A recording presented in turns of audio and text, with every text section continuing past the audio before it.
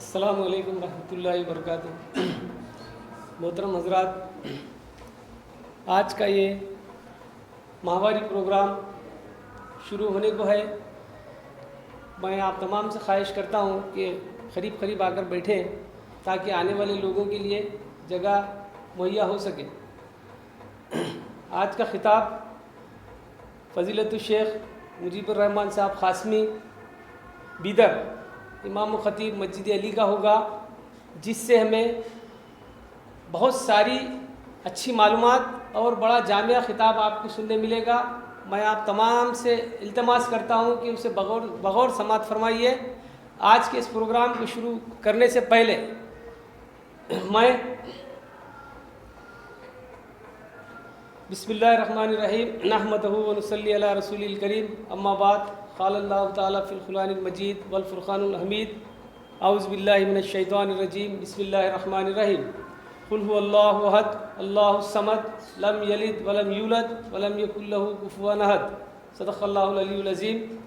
آج کا جو ہے پروگرام میں ایک کلام پاک کی صورت سے کرنا چاہتا ہوں۔ اس کے لیے میں ایک معصوم بچہ محمد دعوت دیتا ہوں کہ وہ قرأت کلام پاک سے اس پروگرام کا آغاز کرے۔ آؤ بیٹے۔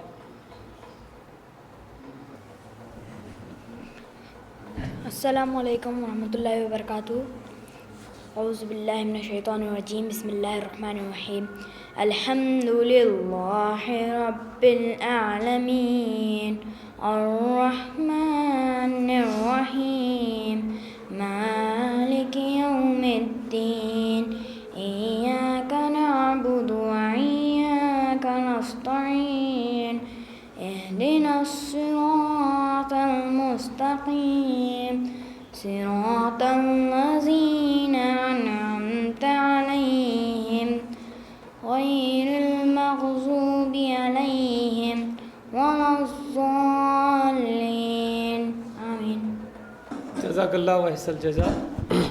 میں آج کے پروگرام کا باضابطہ آغاز کرنے کے لیے فضیلت الشیخ مجیب الرحمن صاحب قاسمی کو بڑی عزت و احترام کے ساتھ مدعو کرتا ہوں، اور آپ تمام سے التماس کرتا ہوں کہ اس پروگرام کو بغور سماعت فرمائیے۔ السلام علیکم ورحمۃ اللہ وبرکاتہ۔ ان الحمد للہ نحمده ونستعینه ونستغفره ونؤمن به ونتوکل علیہ ونعوذ باللہ من شرور انفسنا ومن سیئات اعمالنا، من يهده الله فلا مضل له ومن يضلله فلا هادي له، وأشهد أن لا إله إلا الله وأشهد أن محمدًا عبده ورسوله صلى الله عليه وعلى آله وأصحابه أجمعين، أما بعد، أعوذ بالله من الشيطان الرجيم، بسم الله الرحمن الرحيم، قل هذه سبيلي أدعو إلى الله على بصيرة أنا ومن اتبعني وما أنا من المشركين۔ تمام تعریفیں اس ذات وحدہ لا شریک کے لیے لائق و زیبا ہیں جو ساری کائنات کا پالنہار ہے۔ بے شمار درود و سلام ہو نبی مکرم و محترم پر، جنہیں اللہ رب العزت نے تمام جن و انس کے لیے ہادی و رہنما بنا کر مبعوث فرمایا۔ حاضرین مجلس، ابھی میں نے آپ حضرات کے سامنے قرآن مجید کی ایک آیت کریمہ تلاوت کی ہے، جس کا ترجمہ یوں ہے، اللہ کے نبی آپ کہہ دیجئے یہ میرا راستہ ہے، میں بلاتا ہوں اللہ کی طرف، اور وہ جو میری اتباع کرتے ہیں بصیرت کی بنیاد پر، اور میں مشرکین میں سے نہیں ہوں۔ اس آیت کریمہ کی روشنی میں آج ہم دعوت کے اسلوب کو سمجھنے کی کوشش کریں گے۔ دعوت جس کے معنی اصل میں ہوتے ہیں بلانا. آدمی کسی کو کسی کام کے لیے بلائے یہ بھی دعوت ہے. آدمی کسی کو کھانے پر بلائے یہ بھی دعوت ہے. آدمی کسی مشورے کے لیے کسی کو بلائے یہ بھی دعوت ہے. اصل میں دعا یدعو دعوتاً جس کے معنی ہوتے ہیں بلانا. ایک ہے دعوت دین، دین کی طرف بلانا، اسلام کی طرف بلانا. آدمی دوسری چیزوں کی طرف اپنی اپنی ضرورت کے اعتبار سے بلا سکتا ہے، اس کا انداز کیسے بھی ہو سکتا ہے. وہ کسی بھی طرح سے آدمی کو مدعو کر سکتا ہے. لیکن جب بات آ جائے دعوت دین کی، دعوت اسلام کی،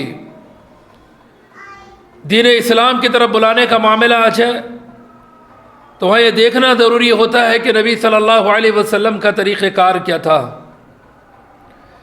انبیاء کا اسلوب کیا تھا، انبیاء اپنی قوموں کو دین کی طرف کیسے بلاتے تھے، اللہ کی وحدانیت کی طرف کیسے بلاتے تھے، اپنی رسالت کی طرف کس طرح سے بلاتے تھے.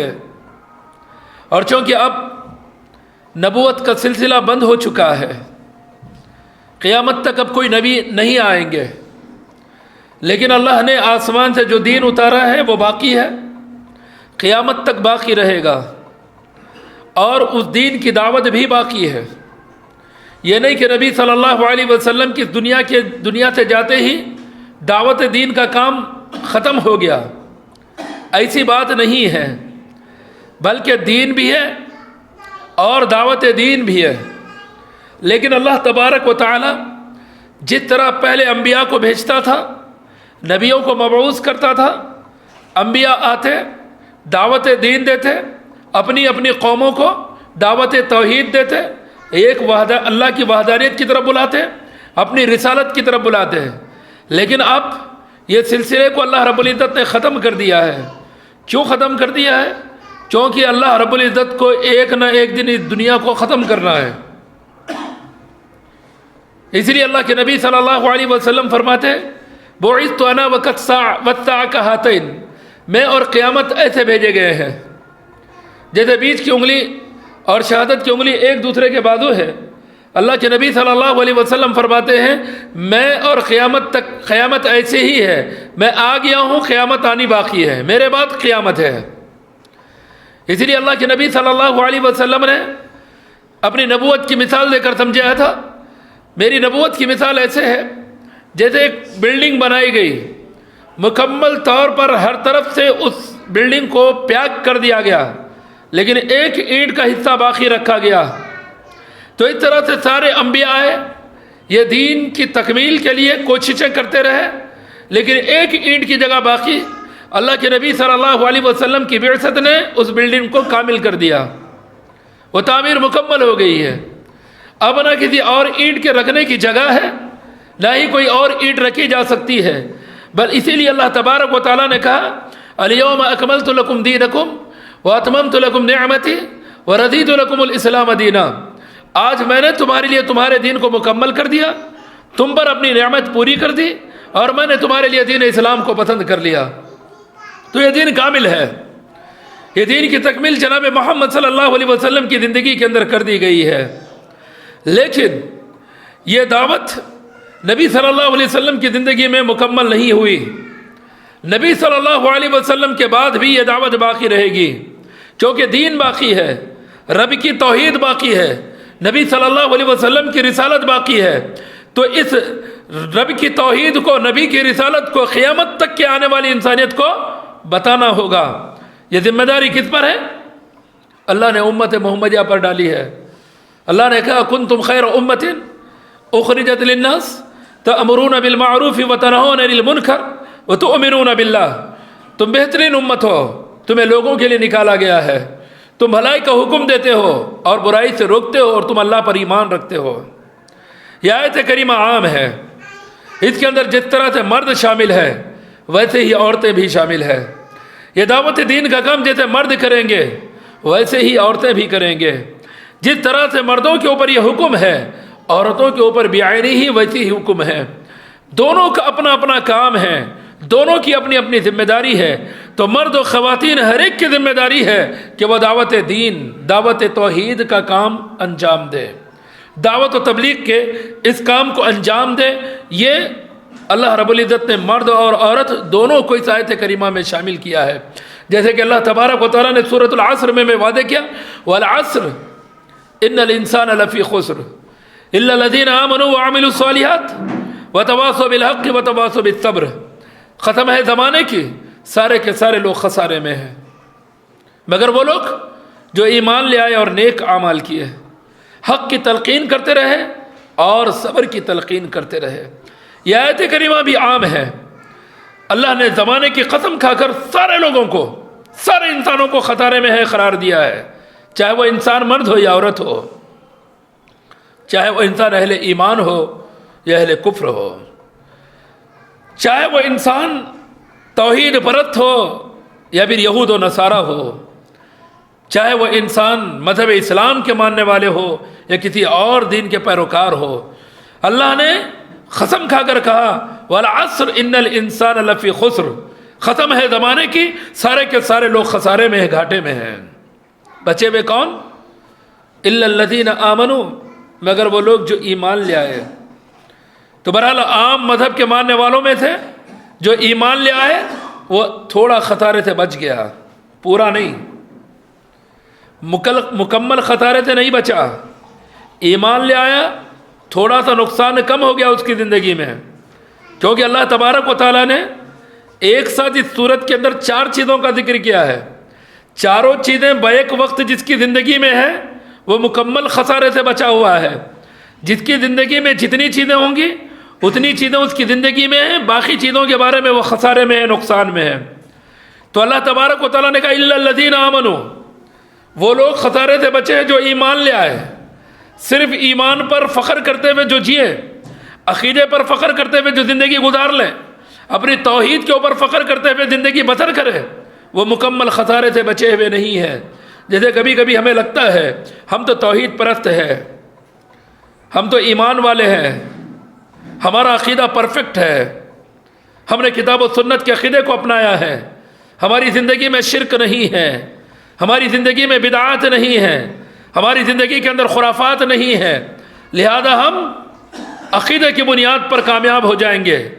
اللہ تبارک و تعالیٰ نے قسم کھا کر کہا نہیں, صرف ایمان لانے سے ہی مکمل نقصان سے نہیں بچیں گے, بلکہ آگے اللہ تعالیٰ نے کہا وَعَامِلُوا الصَّالِحَاتِ. ایمان کے ساتھ ساتھ کیا کرنا پڑے گا؟ نیک اعمال کرنے ہوں گے, اچھے اعمال کرنے ہوں گے. کیا آدمی ایمان لے لے, آدمی ایمان لے آئے, توحید پر آ جائے, نبی کی رسالت کو مان لے اور نیک اعمال کر لے. جیسے کبھی کبھی ہم سوچتے ہیں نا, چلو بھائی ہم تو ٹھیک ہو گئے, ہمارا کیا آ رہا ہے, نماز پڑھ رہے, عقیدہ اچھا ہے, عمل بھی کر لے رہے, جتنا ہو سکتا نمازیں پڑھ رہے ہیں, جتنا ہو سکتا روزے رکھ لے رہے ہیں, جتنا ہو سکتا گناہوں سے بچ رہے ہیں, جتنا ہو سکتا برائی سے اپنے آپ کو بچا لے رہے ہیں. ہم نہ کسی کے بھلے میں جاتے, نہ کسی کے برے میں جاتے. ہماری زندگی, ہم, ہمارے بچے, ہم بیوی بچوں کے ساتھ خوش ہیں, وقت پہ نماز پڑھ لے رہے ہیں, جو اللہ کا دیا ہوا کھا لے رہے ہیں, سکون کے ساتھ زندگی گزار رہے ہیں, کوئی پرابلم نہیں, کوئی ٹینشن نہیں, کسی کے مسئلے کے اندر نہیں. کیا کامیاب ہے یہ لوگ؟ ہم تو سمجھ رہے کامیاب ہیں ہم. ہماری اکثریت یہی کر رہی ہے, ہماری اکثریت یہی کر رہی ہے کہ بس جو ملا ہے, جو توحید ملی ہے, جو رسالت کا معاملہ ملا ہے, کر لے رہے. بال بچوں کے اندر خوش ہے, دنیا کہاں جا رہی فکر نہیں, ماحول میں کیا ہو رہا فکر نہیں, معاشرے کے اندر کیا ہو رہا فکر نہیں, لوگوں کی حالات کیا ہے فکر نہیں, ملک کے حالات کیا ہے فکر نہیں, معاشرے کی حالت کیا ہے فکر نہیں, انسانوں کے ساتھ کیا معاملہ ہو رہا فکر نہیں. ہم مسلمان ہیں, ہمیں کیا کرنا ہے اس کی فکر نہیں ہے. مرد تھوڑی بہت فکر کر لیں تو کر لیں, خواتین تو اور, ان کو تو دنیا سے تعلق ہی نہیں ہے. وہ لوگ سمجھتے ہیں ہماری زندگی جتنی 4 دیواری کی ہے بس یہی زندگی ہے, یہی دنیا ہے ہماری. وہاں کچھ کمی ہوئی تو چیخنا چلانا ہے, وہاں اگر برابر ملا تو کوئی فکر کی بات نہیں ہے. رہنے کو چھت ہے, پہننے کو کپڑا ہے, کھانے کو کھانا ہے, شوہر کما رہا ہے, لا رہا ہے, ڈال رہا ہے, بس اپنے گھر کی محدود زندگی کے اندر دنیا کی کوئی خبر نہیں. زیادہ سے زیادہ تھوڑی بہت خبر رکھنا ہے, جو بھی سیریلز وغیرہ ہے دیکھ لیے, اس کے بعد دل میں آئے تو جمعہ کی نماز پڑھے, دل میں آیا تو ایک آدھ نماز پڑھ لیے، زندگی کٹ رہی ہے، گزر رہی ہے، پڑوس میں کیا ہو رہا ہے، خاندان میں کیا ہو رہا ہے، ملک کے حالات کیا ہے، ملک کے معاملات کیا ہو رہے ہیں، کوئی فکر اس کی نہیں ہے، زندگی جی رہا ہے اور سمجھ رہے ہیں کہ وہ کامیاب ہے۔ ہرگز کامیاب نہیں ہے۔ اللہ تبارک و تعالیٰ نے اس سورہ میں سبھی کو خطاب کیا ہے، سارے انسانوں کو، چاہے وہ انسان مرد ہو یا عورت، کوئی بھی اس سے بری نہیں ہے۔ تو اللہ نے زمانے کی ختم کھا کر کی کہ ان الانسان لفی خسر، سارے کے سارے لوگ خسارے میں ہیں۔ خسارے سے بچنے والے لوگ الا الذین آمنوا، وہ لوگ جو ایمان لے آئے، وعملوا الصالحات، جو نیک اعمال کیے، کیا کامیاب ہو گئے؟ نہیں۔ اس کے بعد تیسری چیز ہے وتواصوا بالحق، لوگوں کو حق بتاتے رہیں، لوگوں کو سچائی کی دعوت دیتے رہیں۔ اور جب یہ سچائی کی دعوت دیں گے، لوگوں کو حق بتائیں گے، تکلیفیں آئیں گی، مصیبتیں آئیں گی، پریشانیاں آئیں گی، تو اللہ نے کہا وتواصوا بالصبر، کام نہیں چھوڑیں گے، دعوت حق نہیں چھوڑیں گے، نہ عقیدے کو چھوڑیں گے، نہ عمل کو چھوڑیں گے، نہ لوگوں کو حق کی طرف بلانا چھوڑیں گے۔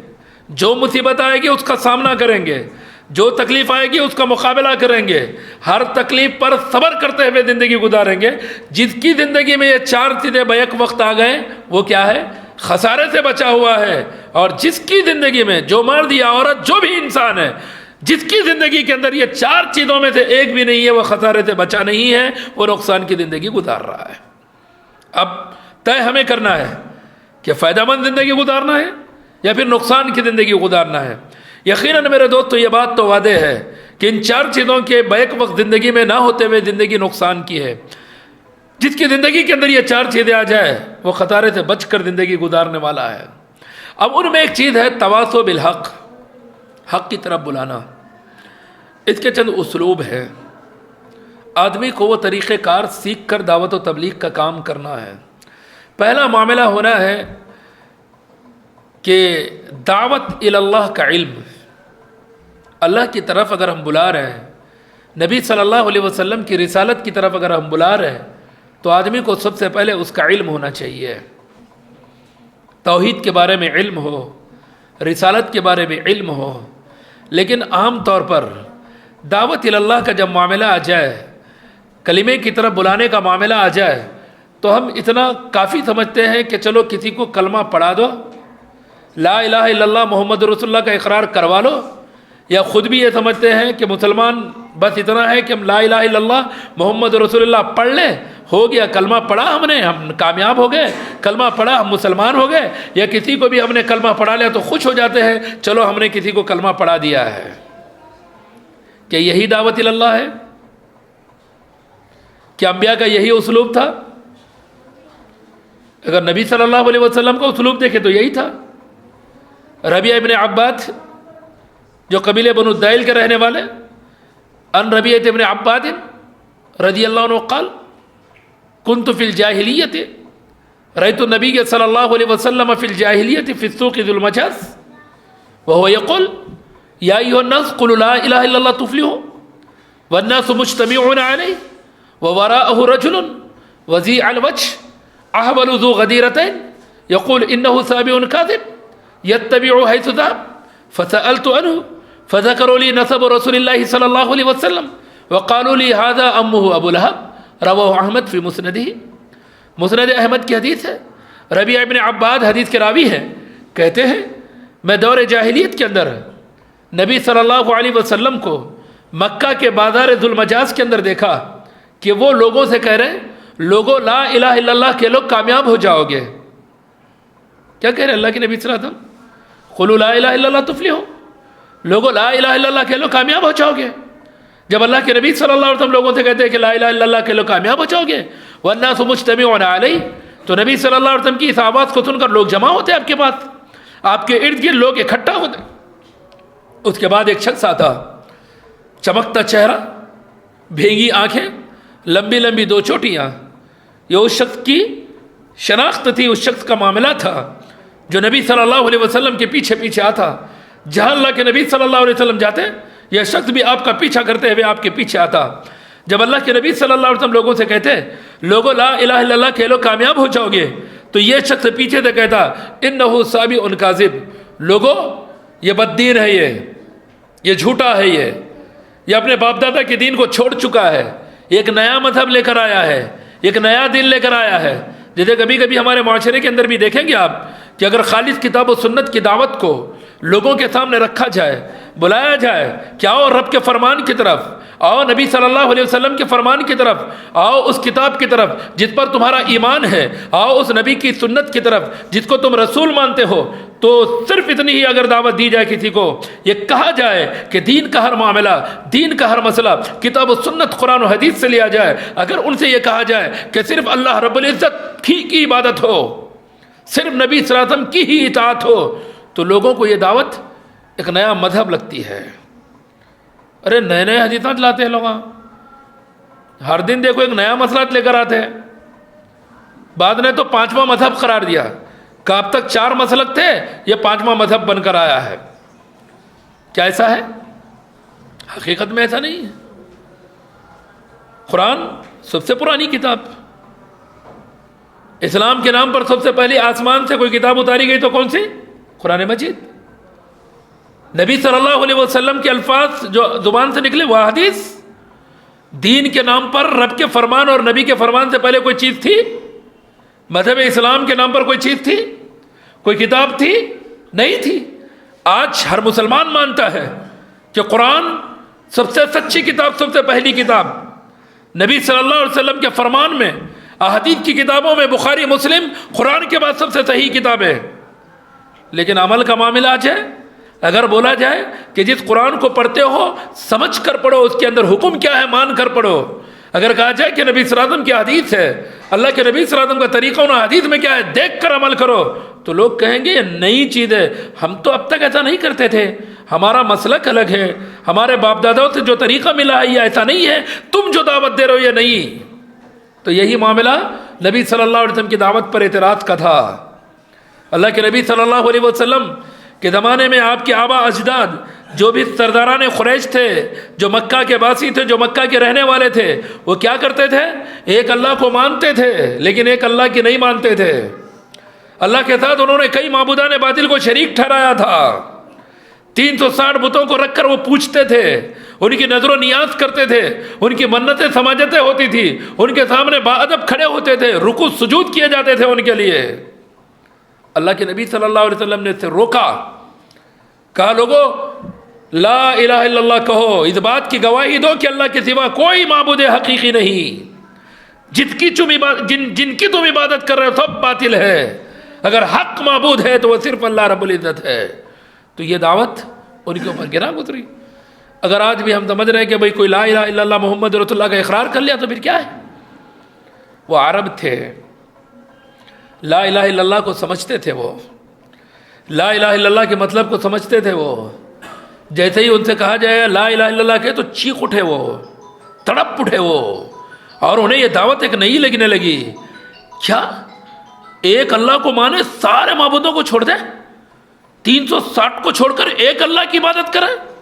لیکن آج جو مسلمان ہیں انہیں کوئی فرق نہیں پڑتا، لا الہ الا اللہ پڑھ کر یا غوث المدد، یا علی مولا مشکل کشا، یا غریب نواز، یا بندہ نواز، جب چاہا جس کو چاہا بلا لیا، جس کو چاہا مدد کے لیے پکارا، جس کو چاہا جس سے چاہا استمداد طلب کیا، جس کی چاہا نظر و نیاز کر لیا، جس کے سامنے چاہا رکوع کر لیا، جس کے سامنے چاہا سجدہ کر لیا، جس کے سامنے چاہا بادب کھڑا رہا، جس کے نام کی چاہے نظر و نیاز دے دیا، اس کے کلمے پہ کوئی فرق نہیں پڑ رہا۔ کیوں؟ کلمے کو سمجھا ہی نہیں ہوا۔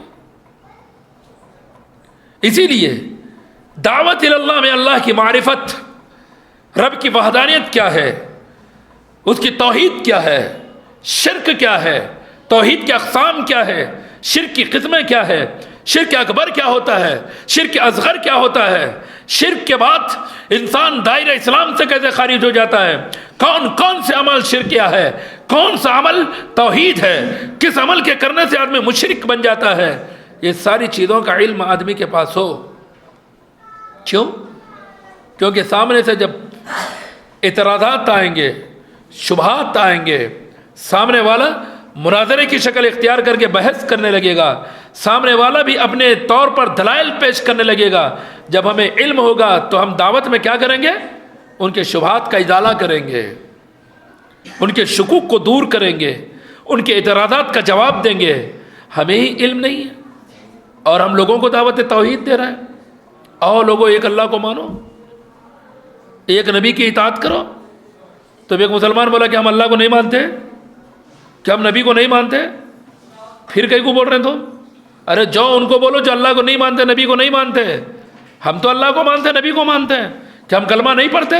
ہم تو لا الہ الا اللہ محمد رسول اللہ کا اقرار کر رہے ہیں. پھر ہم کو کہیں کی دعوت؟ ہم کو کیا سکھا رہے ہیں؟ ارے ان کے پاس جاؤ جو کلمہ ہی نہیں پڑھتے. تو انہیں بتانا پڑے گا، کم سے کم جو کلمہ پڑھے ہو سمجھو اس کو. ہم تمہیں کلمہ پڑھنے کی دعوت نہیں دے رہے ہیں، ہم تمہیں لا الہ الا اللہ پڑھنے کی دعوت نہیں دے رہے ہیں. ہم تمہیں لا الہ الا اللہ کا علم دینا چاہ رہے ہیں. لا الہ الا اللہ کا جو اقرار کیے ہو تم، اللہ کے سوا کوئی معبود حقیقی نہیں، محمد صلی اللہ علیہ وسلم اللہ کے رسول ہے، اس کی معرفت دینا چاہتے ہیں ہم. شرک کیا ہوتا ہے اس کو بتانا چاہتے ہیں ہم. تم لا الہ الا اللہ بھی پڑھ رہے ہو، ادھر نظر و نیاز بھی کر رہے ہو. تم لا الہ الا اللہ بھی پڑھ رہے ہو، ادھر منتیں سماجتیں بھی کر رہے ہو. کیوں کر رہے ہو؟ یہ سمجھانے کی ہمیں تمہیں دعوت دینا چاہتے ہیں. علم ہوگا تو بولیں گے. اب اگر کوئی کہے کہ آؤ نبی کی سنت کی طرف، تو بولیں گے ہم نبی کو چھوڑ کر کے دوسروں کو مان رہے ہیں. ہم بھی تو نبی کو مانتے ہیں، ہم بھی تو نبی کی سنتوں کے لیے مٹنے کے لیے تیار ہے. لیکن ذرا پوچھیں، کیا نماز نبی کے طریقے پہ پڑھتے ہو؟ کیا روزے کے مسائل نبی کے طریقے کے ہیں؟ کیا حج کا معاملہ تمہارا نبی کے طریقے پر ہے؟ کبھی تم نے غور کیا؟ کبھی تم نے جانا؟ کبھی تم نے دیکھا؟ تو پھر وہ بولے گا کہ نہیں، 4 طریقے ہیں، چاروں میں سے کوئی کر لو. تو بتائیں کہ اللہ کے نبی نے 4 کیا ہے، تو بتاؤ کہاں ہے؟ جب ہمیں ان ساری چیزوں کا علم ہوگا تو ہم کیا کریں گے؟ تب انہیں دعوت دے سکیں گے. اس لیے میرے دوستو، علم کا آنا بہت ضروری ہے. جب ہم دعوت اللہ کا کام کر رہے ہیں تو اللہ کی معرفت، اللہ کے بارے میں پورا علم جاننا بہت ضروری ہے. دوسری چیز جو ہونی چاہیے ایک داعی کے لیے، وہ کیا ہونا ہے؟ عمل. انبیاء عملی داعی ہوتے تھے میرے دوستو، زبانی داعی نہیں ہماری طرح. ہم ہمارے مطلب کا بول دیے، ہمارے خلاف جو آیا خاموش ہو گئے، یا خاموش نہیں ہوئے وہ بھی بولے لیکن عمل نہیں کرے. سامنے والا اعتراض کرے تو میرا ذاتی معاملہ ہے بول کر لڑنے بیٹھ گئے. یہی ہماری دعوت ہے. ایک داعی اسی وقت مکمل صحیح داعی ہو سکتا ہے جب عمل کے اندر بھی مکمل ہو، پرفیکٹ ہو. شعیب علیہ السلام رب کے بھیجے ہوئے نبی ہے، اپنی قوم کو دعوت توحید دیتے ہوئے کہتے ہیں وَمَا أَنَا أُخَالِفَكُمْ إِلَى مَا أَنْهَاكُمْ عَنْ إِنْ أُرِيدُ إِلَّا الْإِصْلَاحَ مَا اسْتَطَعْتُ. شعیب علیہ السلام اپنی قوم سے کہتے ہیں لوگو، میں جس کام سے تمہیں روک رہا ہوں، جس چیز سے میں تمہیں منع کر رہا ہوں، میں اس کی مخالفت نہیں کروں گا کہ تم کو تو روکوں اور میں خود وہ عمل کروں. ان اريد الا الاصلاح ما استطعت. میری چاہت یہ ہے، میرا ارادہ یہ ہے کہ میں تمہاری اصلاح کروں، میں تمہاری اصلاح کروں. اس لیے میں تمہیں دعوت دے رہا ہوں، اس لیے میں تمہیں بلا رہا ہوں کہ اللہ نے ان چیزوں کو حرام قرار دیا ہے، لہذا میں بھی ان حرام سے بچ رہا ہوں، تمہیں بھی حرام سے بچنے کی دعوت دے رہا ہوں. میں ایک اللہ کی عبادت کر رہا ہوں، اس کے ساتھ کسی کو شریک نہیں ٹھہراتا، لہذا تمہیں بھی یہ کہہ رہا ہوں کہ تمہیں ایک اللہ کی عبادت کرو، اللہ کے ساتھ کسی کو شریک مت ٹھہراؤ. ہمارا معاملہ توحید کا آ جائے، سینے پر ہاتھ باندھنے رفع دین کا معاملہ آ جائے تو ڈنکے کی چوٹ پر بولیں گے.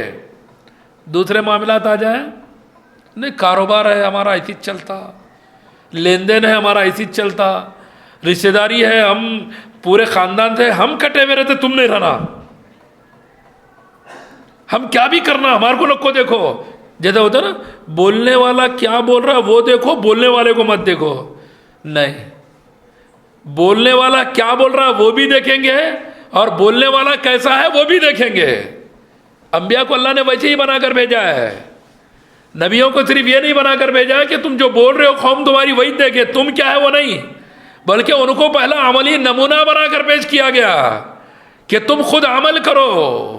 اللہ تبارک و تعالیٰ کہتا ہے لِمَ تَقُولُونَ مَا لَا تَفْعَلُونَ. وہ کیوں کہتے ہو تم لوگ جس کو تم خود کر نہیں کرتے. کبر مقتا عند اللہ ان تقولوا ما لا تفعلون. اللہ کے بعد بڑی ناگوار چیز ہے یہ، بہت گراں چیز ہے یہ کہ تم وہ کہو جس کو تم خود نہیں کرتے۔ اس لیے میرے دوستو، داعی بننے کے لیے عمل بہت ضروری ہے، ہمارا کردار بہت ضروری ہے۔ ہم جھوٹے، لوگوں کو بولے جھوٹ مت بولو، ہم دھوکے باز، لوگوں کو بول رہے ہیں دھوکہ مت دو، ہم بے نمازی، لوگوں کو بول رہے ہیں آؤ نماز کے لیے، ہم فجر میں تکیہ لگا کے سو رہے ہیں، دوسروں کے بولے آؤ تم فجر کے لیے، ہم ہمارے کاروبار میں مست، لوگوں کو بول رہے ہیں تم نہیں، تم آنا، ہمارے کام ہیں۔ ایک داعی کا معاملہ ایسا نہیں ہوگا، خود عمل کرے گا۔ اسی لیے اللہ تبارک و تعالیٰ اللہ کے نبی صلی اللہ علیہ وسلم کو مخاطب کر کے کہتے ہیں، اللہ کے نبی کہو قل ان صلاتی و نسکی و محیای و مماتی للہ رب العالمین لا شریک لہ وبذالک امرت وانا اول المسلمین۔ اللہ کے نبی صلی اللہ علیہ وسلم آپ کہہ دیجئے، میری نماز، میری قربانی، میرا جینا، میرا مرنا للہ رب العالمین، اس اللہ کے لیے جو سارے عالموں کا رب ہے، لا شریک لہ، اس کا کوئی شریک نہیں ہے، اس کا کوئی ساجی نہیں ہے، بذالک امرت، مجھے اسی بات کا حکم دیا گیا ہے کہ میں اپنی نمازیں اللہ کے لیے کروں، میں اپنی قربانی اللہ کے لیے کروں، میرا اپنا جینا رب کے لیے کروں، میرا اپنا مرنا رب کے لیے کروں، اور اس کا کوئی شریک نہیں، اسی کا مجھے حکم دیا گیا ہے۔ وَأَنَا أَوَّلُ الْمُسْلِمِينَ، اور یہ بھی کہو کہ یہ میں صرف بولنے والا نہیں ہوں، سب سے پہلا میں اس کی فرمانبرداری کرنے والا ہوں، سب سے پہلے میں اس کو تسلیم کرنے والا ہوں، مان لینے والا ہوں۔ لیکن کیا میرے دوستو ہماری زندگیوں کے اندر بھی معاملہ ایسی ہے کہ ہم عملی نمونہ ہیں، ہمارے گفتار و کردار میں کوئی فرق نہیں، جو بولتے ہیں وہی ہمارا عمل بھی ہے؟ کیا عمل اور گفتگو کے اندر تضاد ہے؟ ہم بول رہے ہیں کچھ، عمل کچھ کر رہے ہیں، بتا رہے ہیں کچھ لوگوں کو، خود الگ چل رہے ہیں۔ معاملہ صرف اتنے کا نہیں ہے، کیونکہ ہماری دعوت صرف نماز کیسا پڑھنا یہ دعوت نہیں ہے ہماری، اصل ہماری دعوت کا معاملہ رب کا تعارف ہے، نبی کی رسالت کا تعارف ہے، پورے اسلام کی تعلیم ہے، یہ پورے اسلام کا تعارف ہے۔ مذہب اسلام ہے کیا؟ مذہب اسلام کہا کس کو جاتا ہے؟ صحابہ نبی کی اطاعت کیسے کرتے تھے؟ صحابہ نبی صلی اللہ علیہ وسلم کے فرامین پر کیسے چلتے تھے؟ وہ عملی نمونہ بنانا ہے لوگوں کے لیے، وہ عملی کردار بنانا ہے لوگوں کے لیے، اپنے آپ کو عملی طور پر لوگوں کے سامنے ایک داعی عملی بن کر پیش کرنا ہے کہ عمل کیسے ہوتا ہے دکھانا ہے، اللہ کی اطاعت اور نبی صلی اللہ علیہ وسلم کی اطاعت کیسی ہوتی ہے عمل کر کے بتلانا ہے، یہ اصل داعی ہے۔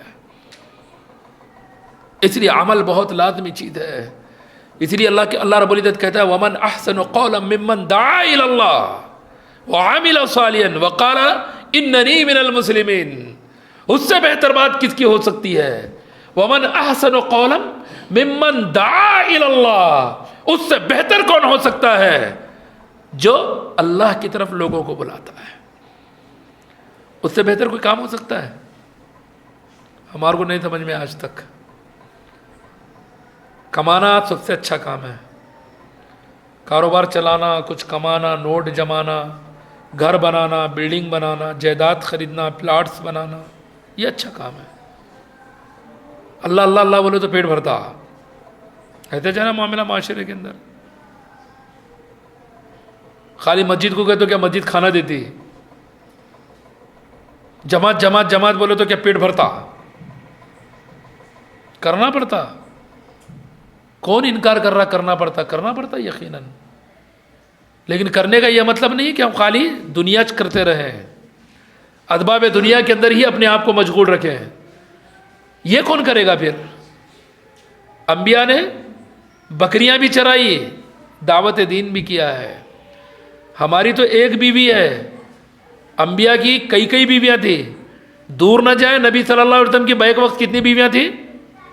11 بیویاں تھیں بیک وقت۔ نبی صلی اللہ علیہ وسلم کی حیات میں 9 بیویاں بیک وقت بحیات تھی، زندہ تھی۔ اللہ کے نبی صلی اللہ علیہ وسلم سارے بیویوں کا مینٹیننس کرتے تھے، ہر بیوی کا الگ الگ حجرہ تھا، ہر بیوی کے کھانے پینے کی چیزیں پہنچتی تھی، جو استطاعت کے بھرپور ہوتا وہ چیزیں وہاں تک پہنچ جاتی تھی، لیکن اس کے ساتھ کبھی اللہ کے نبی صلی اللہ علیہ وسلم دعوت دین کو چھوڑے؟ کیا اللہ کے نبی صلی اللہ علیہ وسلم لوگوں کو حق کی طرف بلانے کو چھوڑے؟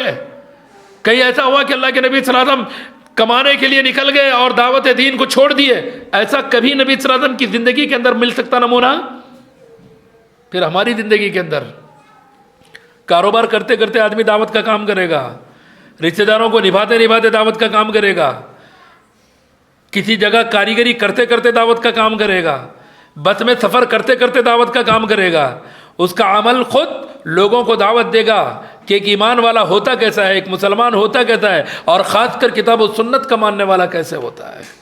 اس کا لباس لوگوں کو دعوت دے گا کہ اسلامی لباس کیسے ہوگا، اس کا چہرہ لوگوں کو دعوت دے گا کہ ایک مومن کا چہرہ کیسا ہو سکتا ہے، اس کی گفتگو لوگوں کو دعوت دے گی کہ ایک ایمان والا بات چیت کیسے کرتا ہے، اس کے تعلقات ایک دوسرے سے ملنے جلنا یہ دعوت دے گی کہ ایک دوسرے سے ملنا اسلام ہوتا کیا ہے، اسلام کی دعوت کیا ہے، نبی کا طریقہ کیا ہے، نبی کے اخلاق کیا تھے، ایک ایک چیز اس کی دعوت سے پیش آئیں گے۔ پیشاب کو جائے گا تو لوگوں کو دعوت دے گا، چپل پہنے گا تو لوگوں کو دعوت دے گا، کہاں کہاں دعوت نہیں دے سکتا ہے۔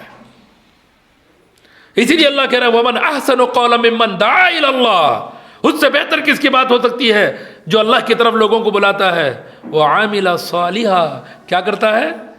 نیک عمل کرتا ہے، بولتا نہیں ہے، صرف جو بولتا ہے وہ کر کے دکھلاتا ہے، اور ساتھ میں کہتا ہے وَإِنَّنِي مِنَ الْمُسْلِمِينَ، میں فرما برداروں میں سے ہوں، میں نافرمان نہیں کہ بولتوں کچھ کرتوں کچھ، میرا معاملہ ایسا نہیں ہے۔ جو فرما بردار لوگ ہوتے ہیں، جو اللہ اور اللہ کے نبی کی اطاعت کرتے ہیں، ان میں سے میرا شمار ہے، میں فرما برداری کرتا ہوں۔ اس لیے میرے دوستو، سب سے بہترین داعی وہ ہوگا جو اپنے عمل سے دعوت دے، عملی دعوت نہیں۔ ہم لڑکھڑا جاتے ہیں، تھوڑے تھوڑے دنوں میں ہم چینج ہوتے جاتے ہیں، بدلتے جاتے ہیں، کبھی آئے تو لگاتار دیکھو تو مسجد میں دکھ رہے ہیں، غائب ہو گئے تو پتہ ہی نہیں کہاں جماعت کی کدھر مسجد کی، کبھی کچھ دن لوگوں کو بول رہے ہیں، اس کے بعد کبھی غائب ہو گئے تو ایسا کہ پتہ ہی نہیں ہے، خود بھی نظر نہیں آتے، لوگاں بولتے رہے چلو نماز کا ٹائم ہو تو آرون جو بول کر دکان میں بیٹھے ہوئے رہ رہے ہیں۔ ایسا ایک دائی نہیں ہو سکتا، عملی دائی بننا ہے میرے دوستو، عمل کر کے تکلیفیں ہوگی، مصیبتیں ہوگی، اتنا آسان نہیں ہے، لیکن عمل تو کرنا ہے اگر ہمیں داعی بننا ہے۔ تیسری چیز جو ہونی چاہیے وہ ہے اخلاص۔ کبھی کبھی انسان سوچتا ہے کہ چپ مرمرا رو میں کیا ملتا،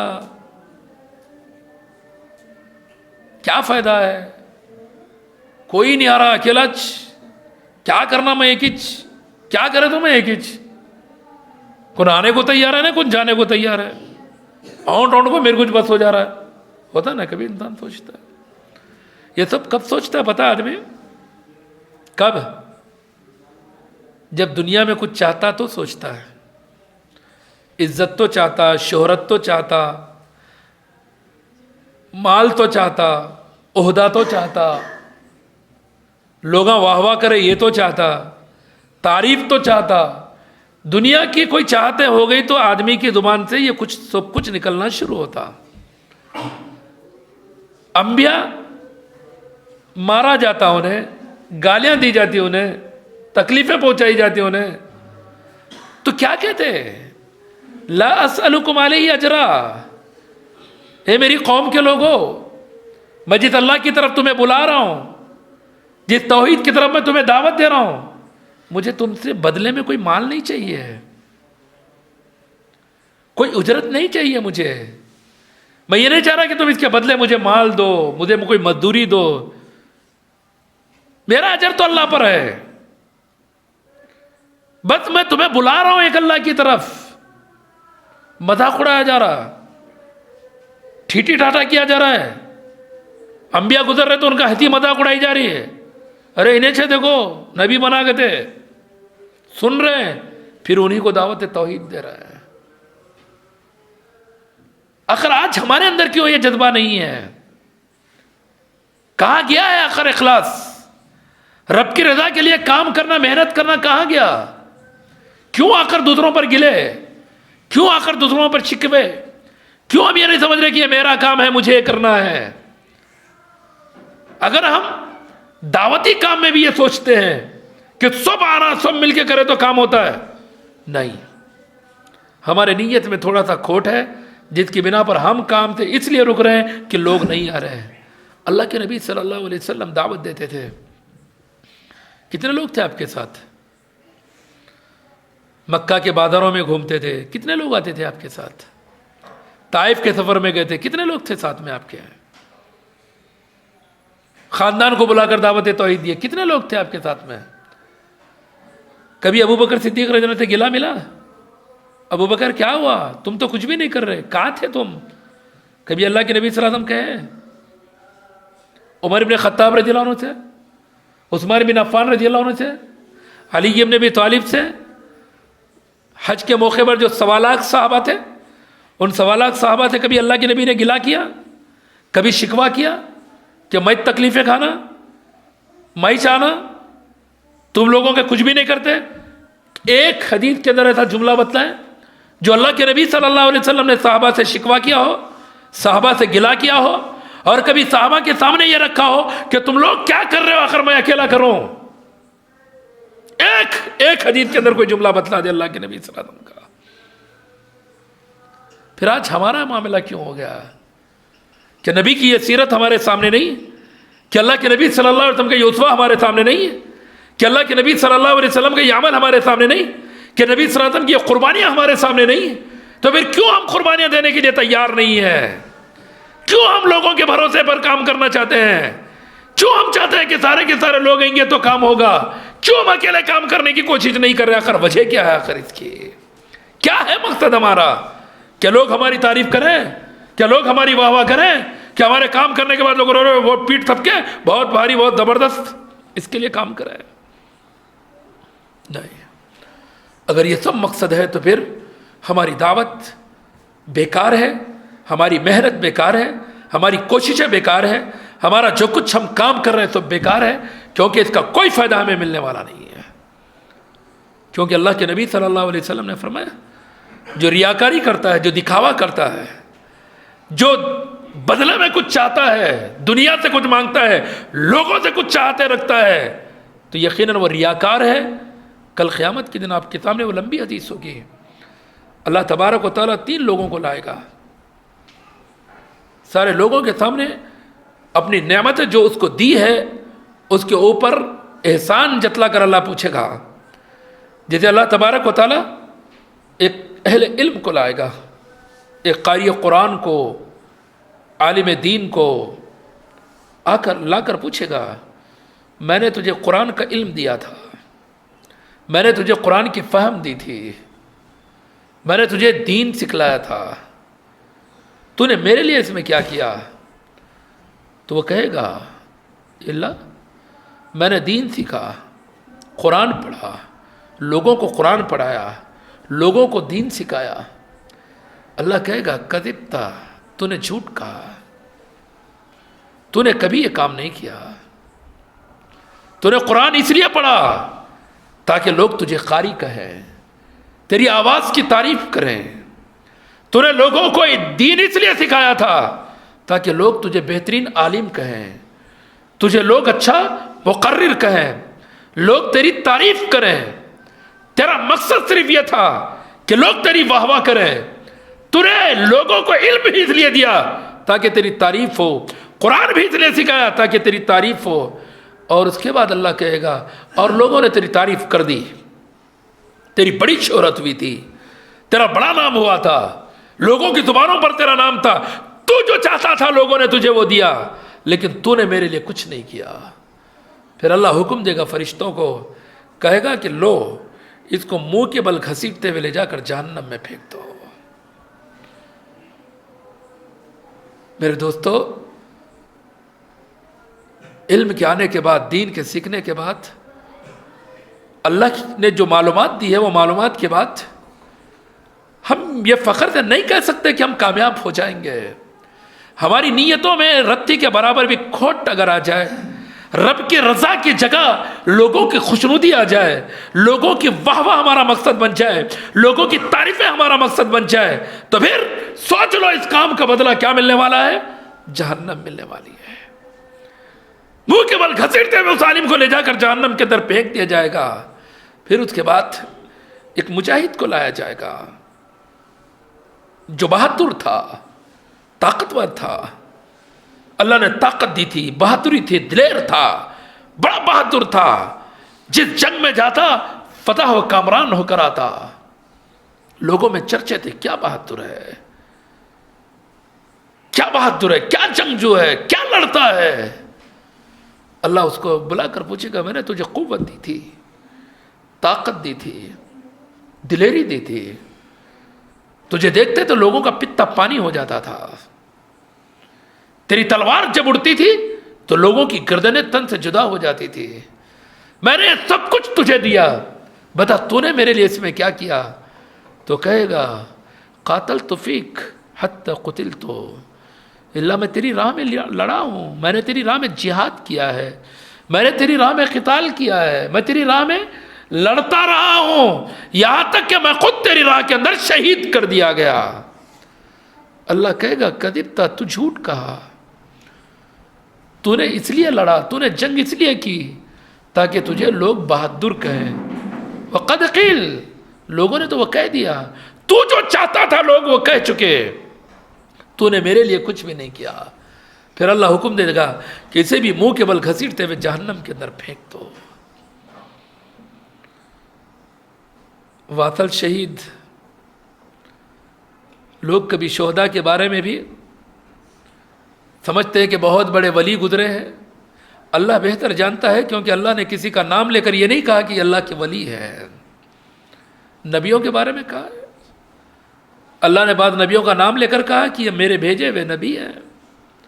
بعض جگہ کہا کہ وہ رسول ہیں جس کو ہم نے بھیجا. لیکن اللہ نے کبھی یہ نہیں کہا کہ میں نے فلاں کو ولی بنا کر بھیجا ہے. نام لے کر اللہ نے کہیں پر بھی نہیں کہا کہ فلاں اللہ کے ولی ہے. لیکن لوگ جو چاہے کہتے ہیں، لوگ جو چاہے تعریفیں کرامتیں بیان کرتے ہیں. اللہ بہتر جانتا ہے کہ ان کا معاملہ کیا ہے، ہم اس کے اندر نہیں جائیں گے. لیکن میرے دوستو، اگر آج کوئی تعریف کو پسند کرے گا، کوئی چاہتا ہے کہ لوگ اس کی تعریف کریں، اس کے عمل پہ تعریف کریں، لوگ اس کے عمل پہ واہ واہ کریں، اس کی اگر یہ آرزو ہے، اس کی اگر تمنا ہے، تو کل مرنے کے بعد یہی عمل اس کا ٹھکانہ کیا بنا دے گا؟ جہنم بنا دے گا. اسی طرح ایک مالدار کو لایا جائے گا جس کو مال کی ہر قسم دی گئی تھی، ہر طرح کی دولت دی گئی تھی. ایسی کوئی دولت نہیں تھی جو اس کے پاس نہ ہو. اور وہ دولت صرف ہماری طرح اپنے لیے نہیں رکھتا تھا. جتنا کمائے تو ہمارا کچھ بس نہیں ہو رہا، نہیں لاکھ کمائے تو ہمارے لیے، 10 لاکھ ہے تو بھی ہمارے لیے بس نہیں ہو رہے. کیا کرنا پھر بھی پریشان ہو. پہلے 10,000 کماتا تھا خوش تھا، میں نے 50,000 کرے تو بھی سمجھ میں نہیں آ رہا. کیوں؟ خواہشات بڑھتے جا رہی، ضروریات نہیں. آدمی کی ضرورت پوری ہو جاتی ہے. آدمی کی ضرورت کیا ہے؟ پیٹ بھر کھانا ملے تو اس کے بعد کیا تو بولے گا انہیں. خواہش نے تو آج تو پیٹ بھرا، کل کے لیے ایک تھیلا ملا تو اچھا تھا بولتا. دعوت میں چلا گیا آدمی، پیٹ بھر کے کھانا کھا لیا، یہ ضرورت تھی. پھر اس کے بعد ٹفن کا انتظار کرا تو یہ آگے کی خواہش ہے، صبح میں رکھ کو کھاتوں گے. خواہشات میں پریشان ہے انسان، ورنہ ذریات تو اللہ رب العزت نے دینے کا وعدہ کیا ہے. بہرحال یہ ایسا مالدار جس کو ہر طرح کا مال دیا گیا، اللہ تبارک و تعالیٰ اس سے کل قیامت کے دن پوچھے گا میں نے تجھے ہر طرح کا مال دیا تھا، بتا تو نے میرے لیے کیا کیا؟ تو ہمارا جیسا نہیں تھا، وہ اللہ کی راہ میں خرچ کرتا تھا. جو جگہ ضرورت ہوتی رب کی رضا کے لیے وہاں خرچ کر دیتا. مسجد بنا رہا ہے، مدرسے بنا رہا ہے، یتیموں کی مدد کر رہا ہے، بیواؤں کی مدد کر رہا ہے، غریبوں کی مدد کر رہا ہے، مسکینوں کی مدد کر رہا ہے. جو مانگنے آتا اس کو دے دے رہا ہے. مطلب کیا ہے؟ لوگوں میں واہ واہ کیا خرچ کرتا ہے. بولتے نا رے سیٹ صاحب تھوڑے دن میں اتنا سیٹ بن گئے، کیا تھے نہیں معلوم، لیکن لوگ سب بولنا چالو کرے سیٹ سیٹ سیٹ. اور وہی سیٹ کہلانے کے لیے انہیں خرچ کر رہا تھا. کل قیامت کی دن اس کو بھی بلایا جائے گا. بولا جائے گا تو نے میرے لیے کیا کیا؟ کہے گا اللہ تو جہاں چاہتا تھا، ایسا کوئی راستہ نہیں چھوڑا جہاں تو خرچ کرنے کو پسند کرتا اور میں نے خرچ نہ کیا ہو. اللہ کہے گا جھوٹ کہتا ہے تو خرچ تو برابر کیا، اس جگہ ہی خرچ کیا جہاں میں چاہتا تھا، لیکن میرے لیے نہیں. تو اس لیے کیا تھا کہ لوگ تجھے سخی کہے، اور لوگوں نے تجھے وہ کہہ دیا، پھر اس کے بعد فرشتوں کو اللہ حکم دے گا کہ لے جاؤ اس کو بھی ماتھے کے بل گھسیٹتے ہوئے، منہ کے بل گھسیٹتے ہوئے لے جا کر جہنم میں پھینک دو۔ اس لیے میرے دوستو اخلاص لے آؤ،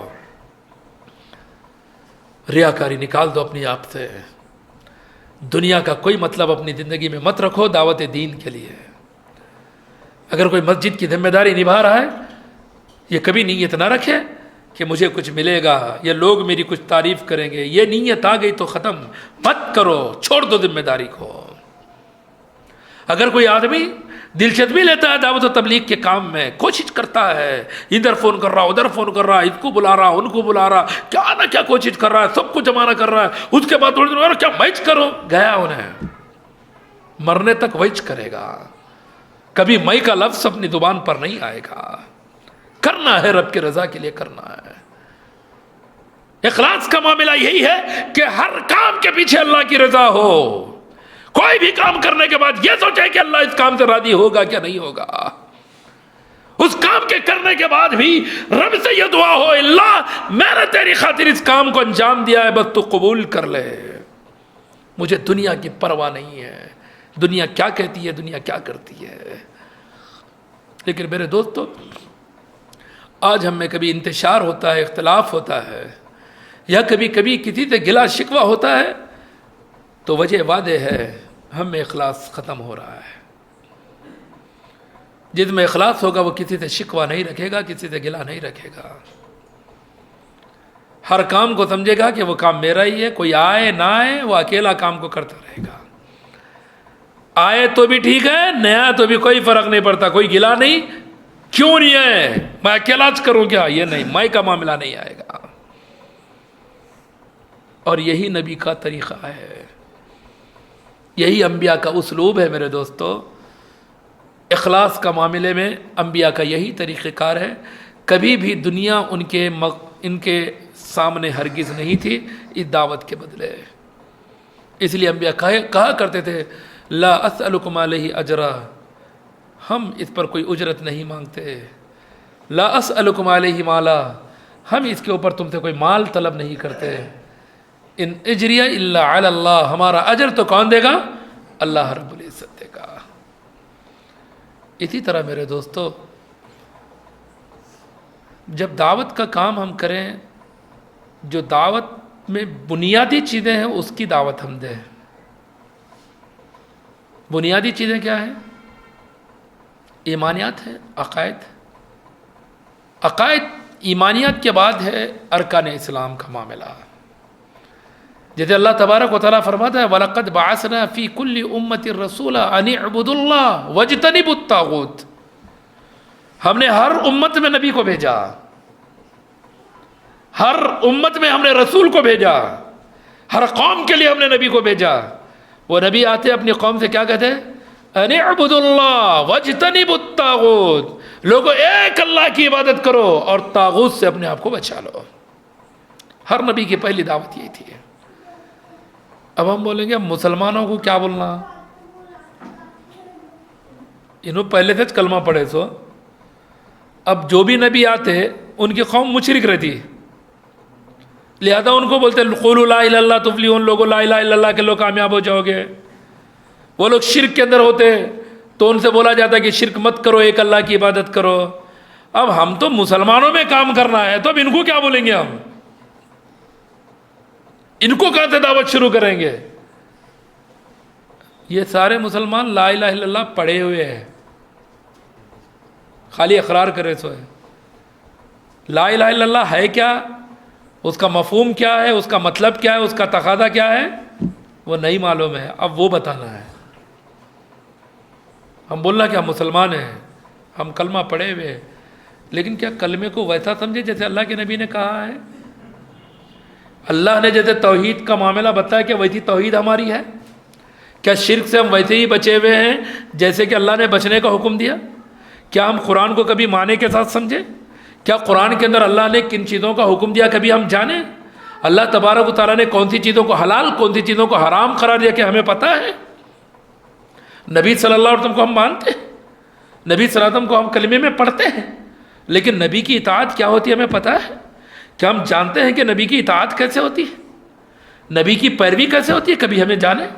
چلو ہم بتاتے ہیں نبی کی اطاعت کیسے ہوتی ہے، کلمے کا تقاضا کیسے ہوتا ہے۔ یہ بنیاد ہے میرے دوستو۔ جس دن ہم لوگوں کو اللہ کی توحید اور نبی کی رسالت سمجھانے میں کامیاب ہو گئے نا، پھر بعد میں سے نماز ایسی پڑھو، رفع دین کرو، آمین دو سے بولو، کچھ بھی بولنے کی ضرورت نہیں پڑے گی۔ کیوں؟ یہ دعوت ہمارا مقصد نہیں ہے۔ اسی لیے کبھی کبھی ہم افسوس کرتے ہیں، ارے تھوڑی دن ہوا تھا سینے پہ ہاتھ باندھ رہے تھے، پھر اب نیچے چلے گئے ہاتھ آہستہ آہستہ۔ ہمارے پاس ہے تو اٹھا رہے ہاتھ، دوسری جگہ دیکھا، میں بھی پتہ اس مسجد میں دیکھا تو نیچے ہاتھ ہے، رفع دین نہیں کر رہا ہے۔ وہ دعوت دی تو وہی ہوگا۔ کیوں؟ کیونکہ ابھی رب کا مقام کیا ہے وہ معلوم ہی نہیں ہے، رب کے حکم کا مرتبہ کیا ہوتا ہے اس کا علم ہی نہیں دیا گیا، نبی کی اطاعت کا مقام، درجہ، مرتبہ کیا ہے وہ علم ہی نہیں ملا۔ نبی کی ہی اطاعت کرنی ہے، کسی اور کا طریقہ نہیں اختیار کیا جا سکتا، وہ معلوم ہی نہیں ہے۔ اللہ ہی کا مانا، اللہ ہی کی اطاعت ہوگی، رب ہی کی بات کو مانا جائے گا، کسی اور بات کو وہ درجہ نہیں دیا جا سکتا، وہ علم ہی نہیں ہے، اور ہم نے وہ علم دیا نہیں ان کو۔ تھوڑا بہت لے لا کر اس کے بعد نماز سکھا دیے تو یہ نماز میں کبھی بھی چینجز آ سکتے ہیں۔ ایسی نماز کوئی اور بھی سکھائے تھے، اس کے بدلے ہم سکھائے، انہوں سکھائے تھے تو وہ سیکھے تھے، ہم سکھائے تو وہ سیکھے، پھر اور کوئی ہماری نماز کے طریقے کو بدلا سکتا ہے۔ کیوں؟ کیونکہ اہمیت ہی پتہ نہیں ہے۔ لیکن جس دن ہم نبی کی رسالت، نبی کی اطاعت، مقام، مرتبہ کیا ہے نبی کی اطاعت کا، عقیدہ کے طور پر اگر ان کے دل و ذہن و دماغ کے اندر بٹھا دیں، دنیا کے کسی کونے میں جائیں گے وہ نبی کی طریقے کو چھوڑ کر کوئی عمل نہیں کر سکتے۔ ایک نہیں کئی آیات ہے جس کے اندر اللہ تبارک و تعالیٰ نے نبی کی اطاعت کا درجہ کیا ہوتا ہے وہ بتلایا ہے۔ اللہ نے کہا یا ایھا الذین آمنوا اطیعوا اللہ واطیعوا الرسول ولا تبطلوا اعمالکم، اے وہ لوگوں جو ایمان لے آئے ہو اللہ پر، اللہ کے رسول پر، تو تم اطاعت کرو اللہ کی اور اللہ کے رسول کی، اور اپنے اعمال کو باطل مت کرو۔ اب سمجھانا پڑے گا اس آیت کو۔ دیکھو اللہ نے اس آیت کریمہ میں بتلایا ہے کہ جو عمل بھی رب کی اطاعت کے خلاف ہوگا، جو عمل بھی نبی کے طریقے کے خلاف ہوگا، وہ عمل کیا ہے؟ باطل ہے۔ پھر ٹیلی کر کے بتانا ہوگا رب کا حکم کیا ہے، نبی کا طریقہ کیا ہے، ہم کیا کر رہے ہیں۔ یہ قرآن ہے، یہ حدیث ہے، یہ ہمارا عمل ہے۔ اب بتاؤ قرآن صحیح، حدیث صحیح، یا ہمارا عمل صحیح؟ یہ علم دیں گے۔ ہم یہ نہیں بولیں گے کہ جاؤ یہ نماز کا طریقہ ہے پڑھو، نہیں، ایک ایک عمل کے لیے ہمیں وعدے کرنا پڑے گا کہ رب کا حکم کیا ہے، نبی کا طریقہ کیا ہے، اور ہم کیا کر رہے ہیں۔ یہ عمل جو ہمارے اندر ہو رہا ہے، یہ عمل یہ قرآن سے ثابت ہے، یہ نبی کی حدیث سے ثابت ہے، یا پھر اس کا ثبوت کہاں سے ہے؟ تو میرے دوستو اہم امور کی دعوت ہوگی، اسی لیے ہم علم دیں گے۔ نماز کو آرا کیسا بھی پڑھتا پڑھ بھائی، تمہارا معاملہ ہے، لیکن پہلے علم سیکھو، پہلے جانو اللہ کی اطاعت کیا ہے، نبی کی اطاعت کیا ہے، اس کی دعوت دیں گے۔ اسی لیے سارے انبیاء آتے تو سب سے پہلے اللہ کے مقام و مرتبے کو سمجھاتے، پھر اس کے بعد اپنے نبی ہونے کی دعوت دیتے، کہتے کہ میں رب کا بھیجا ہوا نبی ہوں۔ صرف اللہ کے ماننے والے کے لیے بھی دعوت ختم نہیں ہوئی، صرف نبی کے ماننے والے کے لیے بھی دعوت ختم نہیں ہوئی، بلکہ انبیاء اللہ کی توحید کی دعوت دیتے، اپنی رسالت کی دعوت دیتے۔ جو لوگ رب کی توحید کو مان لیتے، رسالت کو مان لیتے، وہ دعوت کے اندر داخل ہو رہے ہیں۔ آج ہماری دعوت اللہ اور اللہ کے رسول کے ماننے کی نہیں، وہ تو مان رہا ہے ہر مسلمان، وہ تو ہر مسلمان لا الہ الا اللہ پڑھ کر گواہی دے رہا ہے، ہر مسلمان گواہی دے رہا ہے کہ ایک اللہ کو مانتا ہے، رسول کو مانتا ہے۔ آج دعوت دینی ہوگی کہ رب کی اطاعت کیسے ہوتی ہے، نبی کی اطاعت کیسے ہوتی ہے۔ ہماری دعوت اصل تراویح کتنے رکعت ہے اس میں بحث، آمین زور سے بولنا کہ آہستہ بولنا اس میں بحث، امام کے پیچھے پڑھنا کہ نہیں پڑھنا اس میں بحث، یہ بحث تو بعد میں ہوگی۔ پہلے ہم یہ سمجھیں کہ رب کا درجہ ہمارے عقیدے میں کیا ہے، نبی کا درجہ ہمارے عقیدے میں کیا ہے۔ جو رب کو مان تو بول رہا ہے، پھر بھی بول رہا میرا مسلک یہ ہے، پھر کہتا رب کو مان رہا ہے۔ جو بول رہا میں نبی کو مانتا ہوں، نبی کی اطاعت کر رہا ہوں، پھر اپنے آپ کو بول رہا میرا مسلک یہ ہے، میں حنفی ہوں، شافعی ہوں، مالکی ہوں، حنبلی ہوں، تو پھر نبی کو کیسے مان رہا ہے؟ کسی صحابی نے کہا تھا حنفی، شافعی، مالکی، حنبلی، سوال کریں گے ہم، اس بنیاد کو سمجھائیں گے، یہی دعوت دیں گے ہم۔ ہماری بنیاد کتنے بھی دن چلے اسی بنیاد کے اوپر گفتگو ہوگی. یہ اہم دعوت ہے میرے دوستو جو ہر مسلمان کو پیش کی جائے گی. ہر ایمان والے سے اگر کوئی گفتگو ہوگی تو صرف اطاعت کے اندر ہوگی، ماننے پر نہیں. ماننے کو تو ہر مسلمان کلمہ گو ہے وہ مان لیا. بات اگر آ رہی ہے تو صرف اطاعت کی ہے یا پھر تقلید کی ہے، اتباع کی ہے یا پھر تقلید کی ہے، مذہب اسلام کی ہے یا پھر مسلک کی ہے. دعوت کے اندر اگر فرق کرنا ہے تو یہاں فرق کر کے بتانا ہوگا کہ تم مسلک کو مانتے ہو یا مذہب اسلام کو مانتے ہو. مذہب اسلام یہ ہے، مسلک کا معاملہ یہ ہے، اطاعت و اتباع یہ ہے، تقلید کا معاملہ یہ ہے. اس چیز کے اندر ہماری گفتگو ہوگی. جس دن اس چیز کو ہم کلیئر کریں گے، بات اس دن جب سمجھ میں آئے گا کہ نبی کا مقام کیا ہے بحیثیت رسول، نبی کا مرتبہ کیا ہے بحیثیت اطاعت، تو پھر بولے گا کہ اس نبی کے بعد اب قابل اطاعت قابل پیروی کوئی ہو ہی نہیں سکتے. کیوں؟ کیونکہ اللہ تبارک و تعالیٰ نے نبی کی اطاعت کے لیے نبی کو بھیجا ہے. نبی کے علاوہ قیامت تک اللہ کسی انسان کو اس طور پر نہیں بھیجا کہ ان کی اطاعت کی جائے. تو یہ بنیادوں کی ہماری دعوت ہو. لیکن اکثر میرے دوستوں ہم ان بنیادوں کو اسی لیے عقیدے کی گفتگو، عقیدے کی کتابیں بانٹو، عقیدے کے اوپر گفتگو کرو، عقیدے توحید و رسالت، رب کی وحدانیت، نبی کی رسالت، شرک کے اوپر معاملہ ہو. اطاعت و اتباع کو جتنا ہو سکتا ہے کھول کر، تقلید کا معاملہ کیا، صحابہ کی پوری تاریخ اٹھا کر، صحابہ نے کیسے کیسے نبی صلی اللہ علیہ وسلم کی اطاعت کی، اتباع کی، اپنے باپ دادا کے طریقوں کو کیسے کیسے چھوڑتے گئے. جبکہ اہل مکہ کا جواب تھا حسبنا ما وجدنا علیہ آباءنا، ہمارے لیے تو ہمارے باپ دادا کافی ہے جس پر ہم اپنے باپ دادا کو پائے ہوئے ہیں. وہ جواب کو چھوڑنا ہوگا اور اطاعت و اتباع کی طرف بلانی ہوگی. اب میرے دوستو جب یہ دعوت دیں گے لوگ خاموش بیٹھیں گے کیا؟ خاموش تو نہیں بیٹھتے ہیں. ابھی آج دیکھیں گے آپ، آج کل ایک سوشل میڈیا پہ پورا وائرل ہے، ہر کوئی جانتا ہے کیا ہے. سعودی کا ایک بیان، تبلیغی جماعت پر پابندی. حالانکہ حقیقت یہ نہیں ہے کہ آج سعودی کے کسی سیکٹر سے، سعودی کے کسی شعبے سے تبلیغی جماعت پر پابندی کا کوئی حکم جاری ہوا ہو. جتنی بھی تحقیق کے بعد بات سامنے آئی ہے وہ دو چیزیں ہیں. ایک، شعبہ تعلیم نشر و اشاعت کی جانب سے یہ ہوا کہ جس وقت وہ جاری ہوا بیان اس وقت کہا گیا کہ تمام ائمہ خطبہ جمعہ کے دن جو خطبہ دیں گے وہاں پر تبلیغی جماعت کے نظریات کو واضح کر کے بتائیں. کیا بولا گیا؟ تبلیغی جماعت کے نظریات کو واضح کر کے بتلائیں کہ تبلیغی جماعت کے نظریات کیا ہے، عقائد کیا ہے. دوسرا معاملہ، سعودیہ کے اندر ایک جگہ پر کچھ لوگ کسی ایکٹیویٹیز کے اندر مبتلا ملے، پکڑے گئے کسی ایکٹیویٹیز جن کا تعلق کچھ ایسے گروہوں سے تھا جو حکومت کے خلاف بغاوت کرنے والے ہیں. تو خاص انہی لوگوں کے بارے میں بولا گیا کہ ان کی دہشت گردی ایکٹیویٹیز ہے، پوری جماعت پر نہیں. جیسے آج واویلا ہو رہا ہے، لوگوں کے اندر پروپیگنڈا ہو رہا ہے کہ جب تبلیغی جماعت کو دہشت گرد بولا، سعودی کے سلمان کی طرف سے فرمان جاری ہوا کہ تبلیغی جماعت دہشت گرد ہے، تبلیغی جماعت پر بینڈ کر دو. دونوں باتیں بھی غلط ہے. رہا معاملہ تبلیغی جماعت کی بینڈنگ، یہ تو 1980 کے اندر ہوئی ہے، آج نہیں. 1980 آج سے 41 سال پہلے پابندی لگی تھی، اور وہ اس ملک کا اپنا داخلی معاملہ ہے. انہیں کیسے ملک چلانا ہے، انہیں کیسے حکومت چلانا ہے، دعوت و تبلیغ کے لیے کس کو اجازت دینا ہے، کس کے اوپر پابندی عائد کرنا ہے، ان کا داخلی معاملہ ہے.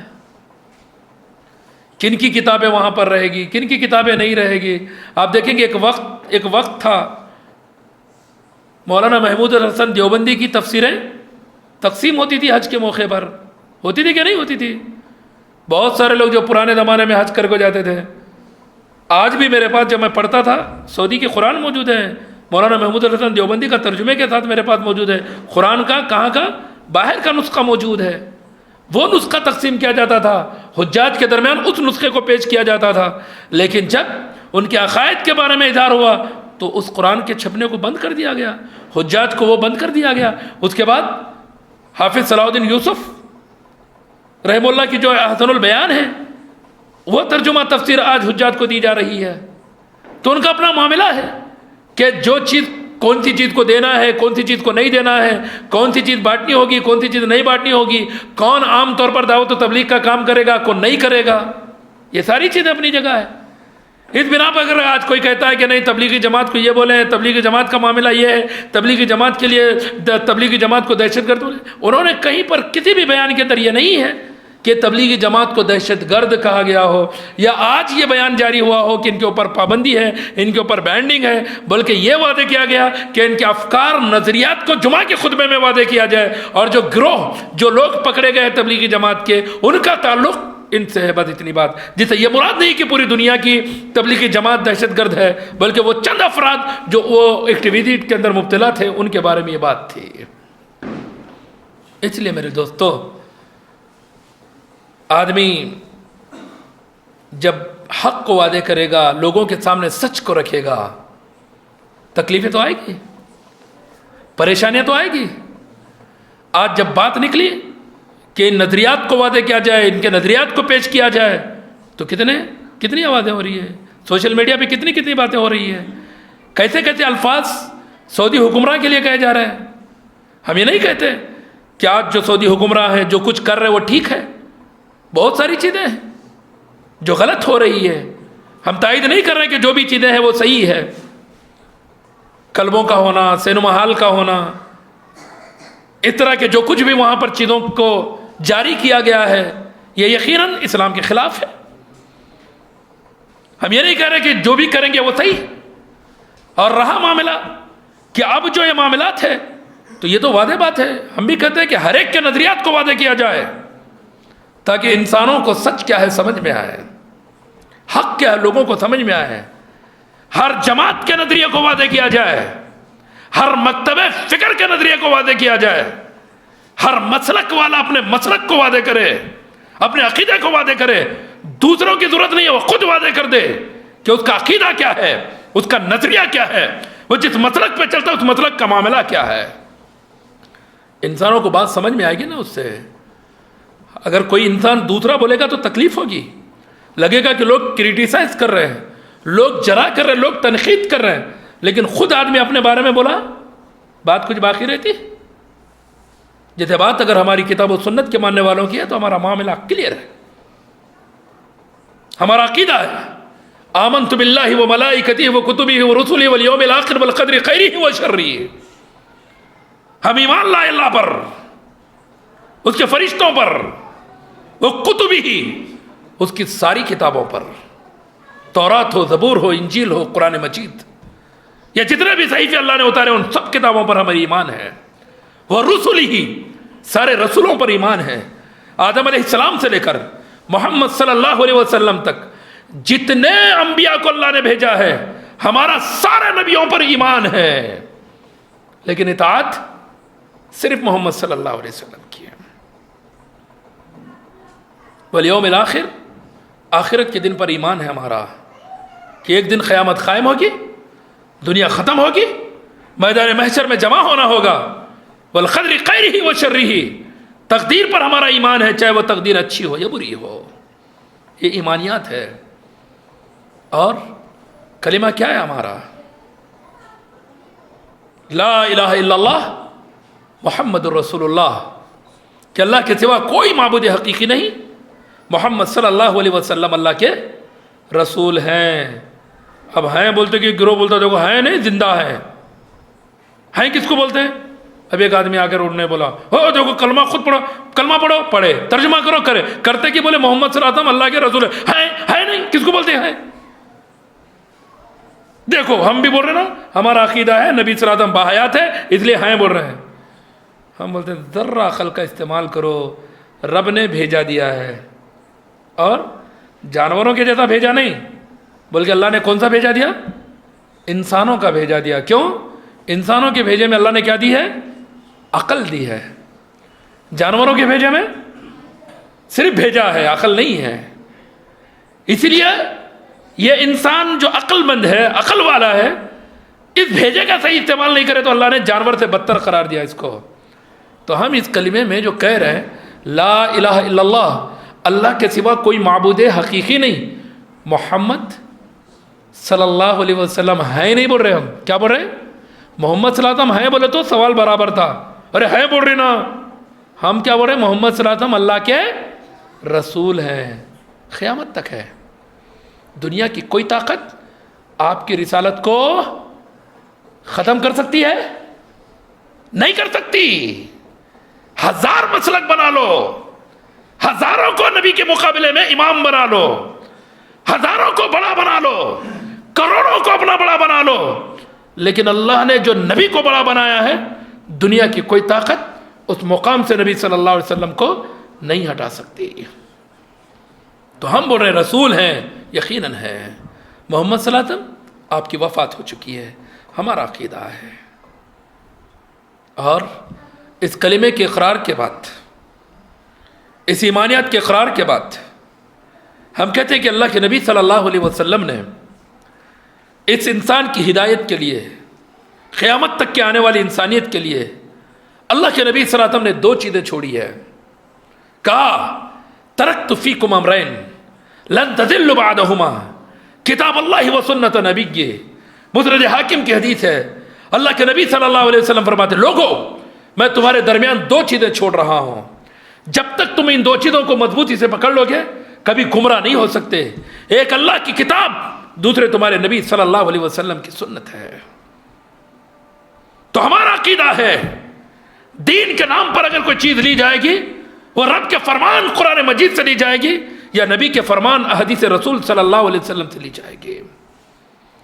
دنیا کی ہر ایک کی بات کو ہم لیں گے، کسی کی بھی بات کو ہم رد نہیں کریں گے، ہر شخص کے نظریہ کو لیں گے، ہر شخص کی رائے کو لیں گے، ہر شخص کے اجتہاد کو لیں گے، جس کا اجتہاد کتاب و سنت کے موافق ہو، جس کے مسئلے سے قرآن دلیل کے طور پر ملتی ہو، جس کے مسئلے کو حدیث رسول جس کے مسئلے کو بطور دلیل ملتی ہو، ان کا مسئلہ سر آنکھوں پر ہے۔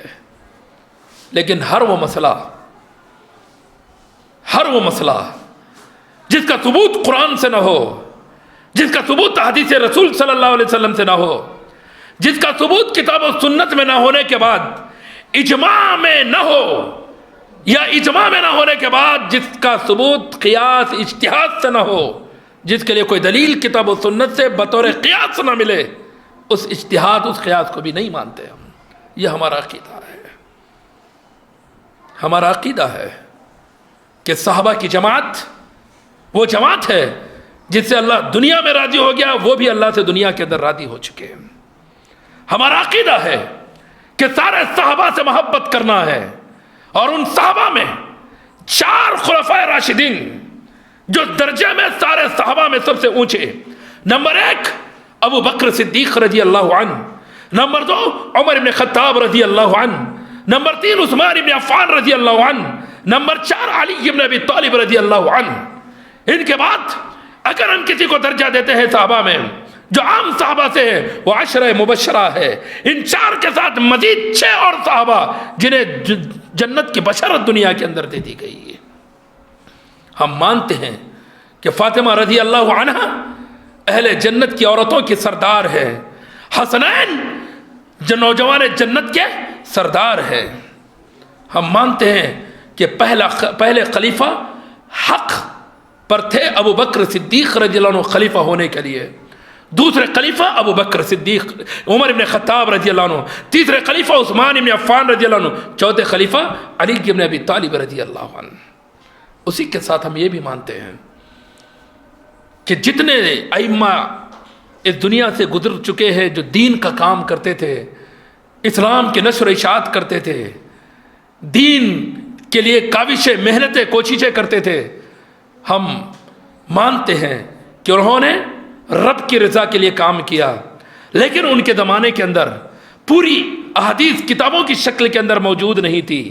جن کے پاس جتنی احادیث ہوتی ان احادیث کے اعتبار سے مسئلہ بیان کرتے، جہاں احادیث نہیں ہوتی مسئلہ درپیش ہوتا، اجتہاد سے مسئلہ بیان کرتے، اور اس کے بعد کہتے فَإِذَا صَحَّ الْحَدِيث فہو مذہبی، جہاں صحیح حدیث آ جائے وہی ہمارا مذہب ہے۔ تو ہم خاص کر یہ 4 ائمہ، امام ابو حنیفہ رحمہ اللہ، امام مالک علیہ الرحمہ، امام شافعی علیہ الرحمہ، امام احمد ابن حنبل علیہ الرحمہ، ہم اللہ سے دعا گو ہیں کہ اللہ ان کی قبروں کو نور سے بھر دے، جنت الفردوس کے اندر ان کا مقام عطا فرمائے۔ انہوں نے جو محنتیں کی، جو اجتہادات کیے، اگر ان سے کوئی غلطی اجتہاد میں بھی ہوئی ہے اللہ نے ان کو 1 اجر دے دیا ہے۔ لیکن کبھی ان ائمہ نے یہ نہیں کہا کہ تم حدیث کو چھوڑو، قرآن کو چھوڑو اور ہماری رائے کو مانو۔ انہوں نے یہی کہا کہ تم جہاں صحیح حدیث آ جائے یہ سمجھنا کہ ہمارا مسلک وہی ہے جو صحیح حدیث کے اندر ہے۔ اس لیے ہم ان 4 ائمہ یا ان کے شاگردین، امام ابو یوسف، امام محمد رحمہ اللہ یا امام ظفر رحمہ اللہ، ہم ان کے بارے میں بھی یہی مانتے ہیں کہ یہ لوگ اگر کہیں پر اجتہاد کیے، کہیں لگتا ہے یہ مسئلہ ان کا کہ واضح حدیث کے خلاف ہے، تو ہم یہ کہیں گے چونکہ حدیث کتابوں کی شکل میں موجود نہیں تھی، اجتہاد سے شاید انہوں نے کوئی مسئلہ بیان کیا، لیکن جب صحیح حدیث آ جائے تو ان ائمہ کا جو آج اس زمین پر نہیں ہے، قبر کے اندر ہے، لیکن ہم مانتے ہیں کہ ان کا عقیدہ وہی ہے، ان کا مسلک وہی ہے، ان کا مذہب وہی ہے جو احادیث سے ثابت ہے۔ یہ ہماری رائے، یہ ہمارا نظریہ ہے ان ائمہ اربعہ یا ان کے شاگردوں کے تعلق سے۔ رہا معاملہ کہ 4 مسلک برحق ہیں، اللہ تبارک و تعالیٰ کہتا ہے، اللہ کے نبی وعدے کیجئے وَأَنَّ هَذَا صِرَاطِي مُسْتَقِيمًا فَاتَّبِعُوهُ وَلَا تَتَّبِعُوا السُّبُلَ فَتَفَرَّقَ بِكُمْ عَنْ سَبِيلِهِ۔ اللہ کہتے ہیں اللہ کے نبی کہو یہ میرا سیدھا راستہ ہے، وَأَنَّ هَذَا صِرَاطِي مُسْتَقِيمًا، اللہ کہہ رہے اللہ کے نبی آپ کہو لوگوں سے میرا یہ سیدھا راستہ ہے، ایک ہی راستہ ہے وہ، فَاتَّبِعُوهُ، اس کی اتباع کرو، وَلَا تَتَّبِعُوا السُّبُلَ، اور راستوں کی اتباع نہ کرو، اور راہوں پر نہ چلو۔ سبیل اس کی جمع سبل، اور راہوں پر مت چلو، فتفرق بکم عن سبیلہ، وہ راستے تمہیں راستے سے جدا کر دیں گے۔ اللہ کے نبی صلی اللہ علیہ وسلم، سنن ابن ماجہ کی بات حدیث ہے، اللہ کے نبی صلی اللہ علیہ وسلم نے اس آیت کریمہ کی تلاوت کے ساتھ، اس آیت کریمہ کو تلاوت کرنے سے پہلے ایک لکیر کھینچتے، لمبی ایک سیدھی لکیر، اس کے بعد ذرا غور کرنا میرے دوستو، خط خطین ان یمینی و خط خطین ان شمالی، آپ نے دائیں جانب 2 لکیریں کھینچی، بائیں جانب 2 لکیریں کھینچی، درمیان میں ایک لکیر، دائیں 2 اور بائیں 2، 2 کتنے ہو گئے؟ 4۔ اور آج بھی معاملہ 4 اور 1 میں ہی ہے، 4 صحیح یا 1 صحیح، جو 4 کو صحیح مانا وہ صحیح عام معاملے میں، اور جو 4 کو غلط مانا 1 صحیح بولا وہ گمراہ ہے۔ لیکن اللہ کے نبی صلی اللہ علیہ وسلم کی حدیث کو واضح طور پر سمجھنے کی کوشش کریں میرے دوستو۔ اللہ کے نبی صلی اللہ علیہ وسلم نے سیدھی لکیر کھینچی، دائیں 2 لکیریں، بائیں 2 لکیریں، اس کے بعد اللہ کے نبی صلی اللہ علیہ وسلم بیچ والی لکیر پر اپنی انگلی رکھتے ہیں، کہتے وَأَنَّ هَذَا صِرَاطِي مُسْتَقِيمًا فَاتَّبِعُوهُ وَلَا تَتَّبِعُوا السُّبُلَ۔ اللہ کے نبی صلی اللہ علیہ وسلم کہہ رہے ہیں یہ سیدھا راستہ ہے میرا، ایک راستہ ہے، اس کی اتباع کرو، یہ دائیں بائیں جو جا رہے ہیں وَلَا تَتَّبِعُوا السُّبُلَ، ان راہوں کی اتباع نہ کرو، فَتَفَرَّقَ بِكُمْ عَنْ سَبِيلِهِ، یہ راستے تمہیں راستے سے ہٹا دیں گے۔ آدمی یہ راستے پر آیا، سیدھے راستے پر آیا، قرآن مجید میں ہم کیا پڑھیں؟ اہدنا الصراط المستقیم، اے اللہ ہمیں تو سیدھے راستے کی رہنمائی کر، سیدھے راستے پر ہم آ گئے، قرآن و حدیث پر لا الہ الا اللہ محمد رسول اللہ کا اقرار کر لیے، یہی سیدھا راستہ ہے کہ اللہ کے سوا کوئی معبود حقیقی نہیں، محمد صلی اللہ علیہ وسلم اللہ کے رسول ہے، اطاعت ہوگی تو اللہ کی، اطاعت ہوتی کی تو اللہ کے نبی صلی اللہ علیہ وسلم کی، یہ سیدھا راستہ ہے۔ اب اس راستے پر آ گئے، سیدھا اس پر ہی چلتے مر گئے، موت تک گئے تو پھر جنت میں ہے۔ آئے یہ راستے پہ لیکن دائیں بائیں کے 2 راستوں پر چلے گئے، دائیں بائیں کے راستے پہ چلے گئے، تو اب سیدھے راستے پہ رہ سکتے ہم؟ بہت سارے لوگ مثال دیتے ہیں، غلط کیا ہے بھائی، کون سا بھی راستہ رن دے، راستہ تو چورس سے کچھ آ رہا نا، ہے کہ نہیں ہے؟ آ رہا کہ نہیں آ رہا؟ چورتے کو ہر راستہ چورتے پہ جاتا، دور جاتا کیا؟ بات ہماری یہ نہیں ہے، تھوڑا ہم پلٹ کر سمجھے اس مثال کو. آدمی بسوا کلیان آیا، چورتے پہ ٹھہرے ہوا ہے، کون سے بھی راستے گیا تو اپنے گونگو جاتا کیا؟ جاتا؟ تلاش کرنا پڑے گا اس کو، میرے گونگو کون سا راستہ جا رہا. وہ راستے پہ گیا تو گونگو جاتا. چورتے سے جا رہا کیا ہوتا؟ کون سا بھی راستہ منزل کو جاتا بولے تو؟ چورتے سے نکلنے والا راستہ ہر راستہ منزل کو نہیں جاتا، ہر جگہ سے آنے والا چورتے کو پہنچتا. تو اسلام جو صراط مستقیم ہے نا، یہ ایک راستہ ہے کلیئر. چورتہ کا جو معاملہ رہتا وہ 4 رہتا ہے، ایک ہی رہتا. سنٹر گولائی لے لے، چورتے کی گولائی وہ ایک رہتی ہے 4 رہتی ہے. آواز نہیں آ رہی؟ چورتے کی گولائی کتنی رہتی ہے؟ زور سے بولو، سننے نہیں آ رہا میرے کو. ایک ہی رہتی ہے نا. چورتے کی گولائی ایک، تو جہاں سے بھی آئیں گا گولائی میں ایک پر آ رہا، یہاں سے جائیں گا تو الگ الگ جائیں گا. تو صراط مستقیم کتاب و سنت کی راہ ایک، کہاں سے بھی آیا وہاں آیا تو منزل کو آ رہا، وہاں آ کے گیا تو پھر الگ الگ راستوں پہ جا رہا ہے. فَتَفَرَّقَ بِكُمْ عَنْ سَبِيلِهِ، وہ راستہ تمہیں راستے سے ہٹا دے گا. اس لیے میرے دوستو ہم کہتے ہیں کہ صراط مستقیم رب کا بتایا ہوا راستہ، نبی کا بتایا ہوا راستہ ایک ہے، 4 نہیں ہے. اسی راستے پر نبی تھے، اسی راستے پر سارے صحابہ تھے، اسی راستے پر سارے تابعین تھے، اسی راستے پر سارے تبع تابعین تھے. کسی بھی امام نے یہ نہیں کہا کہ قرآن حدیث کو چھوڑو ہماری تقلید کرو. نہ امام ابو حنیفہ رحمہ اللہ نے کہا، نہ امام مالک علیہ الرحمہ نے کہا، نہ امام شافعی علیہ الرحمہ نے کہا، نہ امام احمد ابن حنبل علیہ الرحمہ نے کہا. کسی نے نہیں کہا. اس لیے میرے دوستو آج ہم بھی یہی کہتے ہیں، ہماری یہ دعوت کھلی ہے.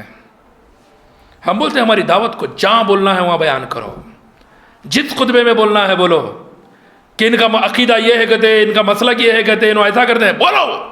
ہم تو بولتے ہیں بولو خوشی کے ساتھ بولو تاکہ لوگوں کو پتہ چل جائے. جو لوگ یہاں آ کر نہیں سن رہے ہیں، جس ممبر سے بولنا ہے اس ممبر سے بول دو کہ ہماری دعوت کیا ہوتی ہے، ہم اصل میں کس چیز کا، کس دعوت کا کام کرتے ہیں، تاکہ اس جگہ سے تو یہ دعوت عام ہو جائے.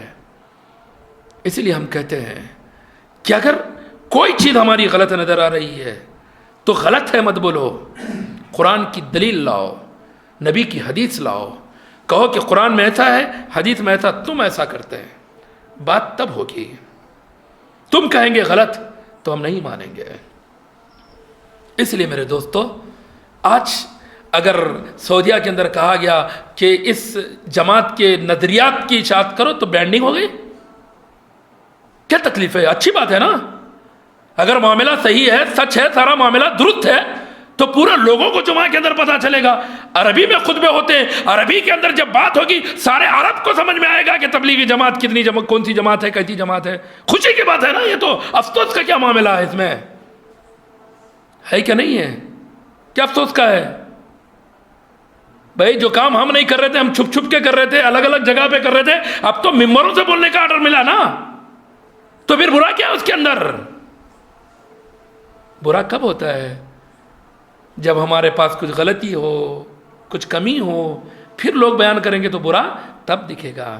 ہم بڑے بیان کرو قرآن حدیث کو، کتاب و سنت کے عقیدے کو بیان کرو، ہر ممبر سے، ہر چوراہے سے، ہر جگہ سے قرآن و حدیث کے عقیدے کو بیان کرو. وہ عقیدہ بیان کرو جو قرآن میں ہے، وہ عقیدہ بیان کرو جو نبی صلی اللہ علیہ وسلم کے حدیث میں ہے، اس عقیدے کو بیان کرو جو صحابہ کا عقیدہ تھا، اس عقیدے کو بیان کرو جو ائمہ کا عقیدہ تھا.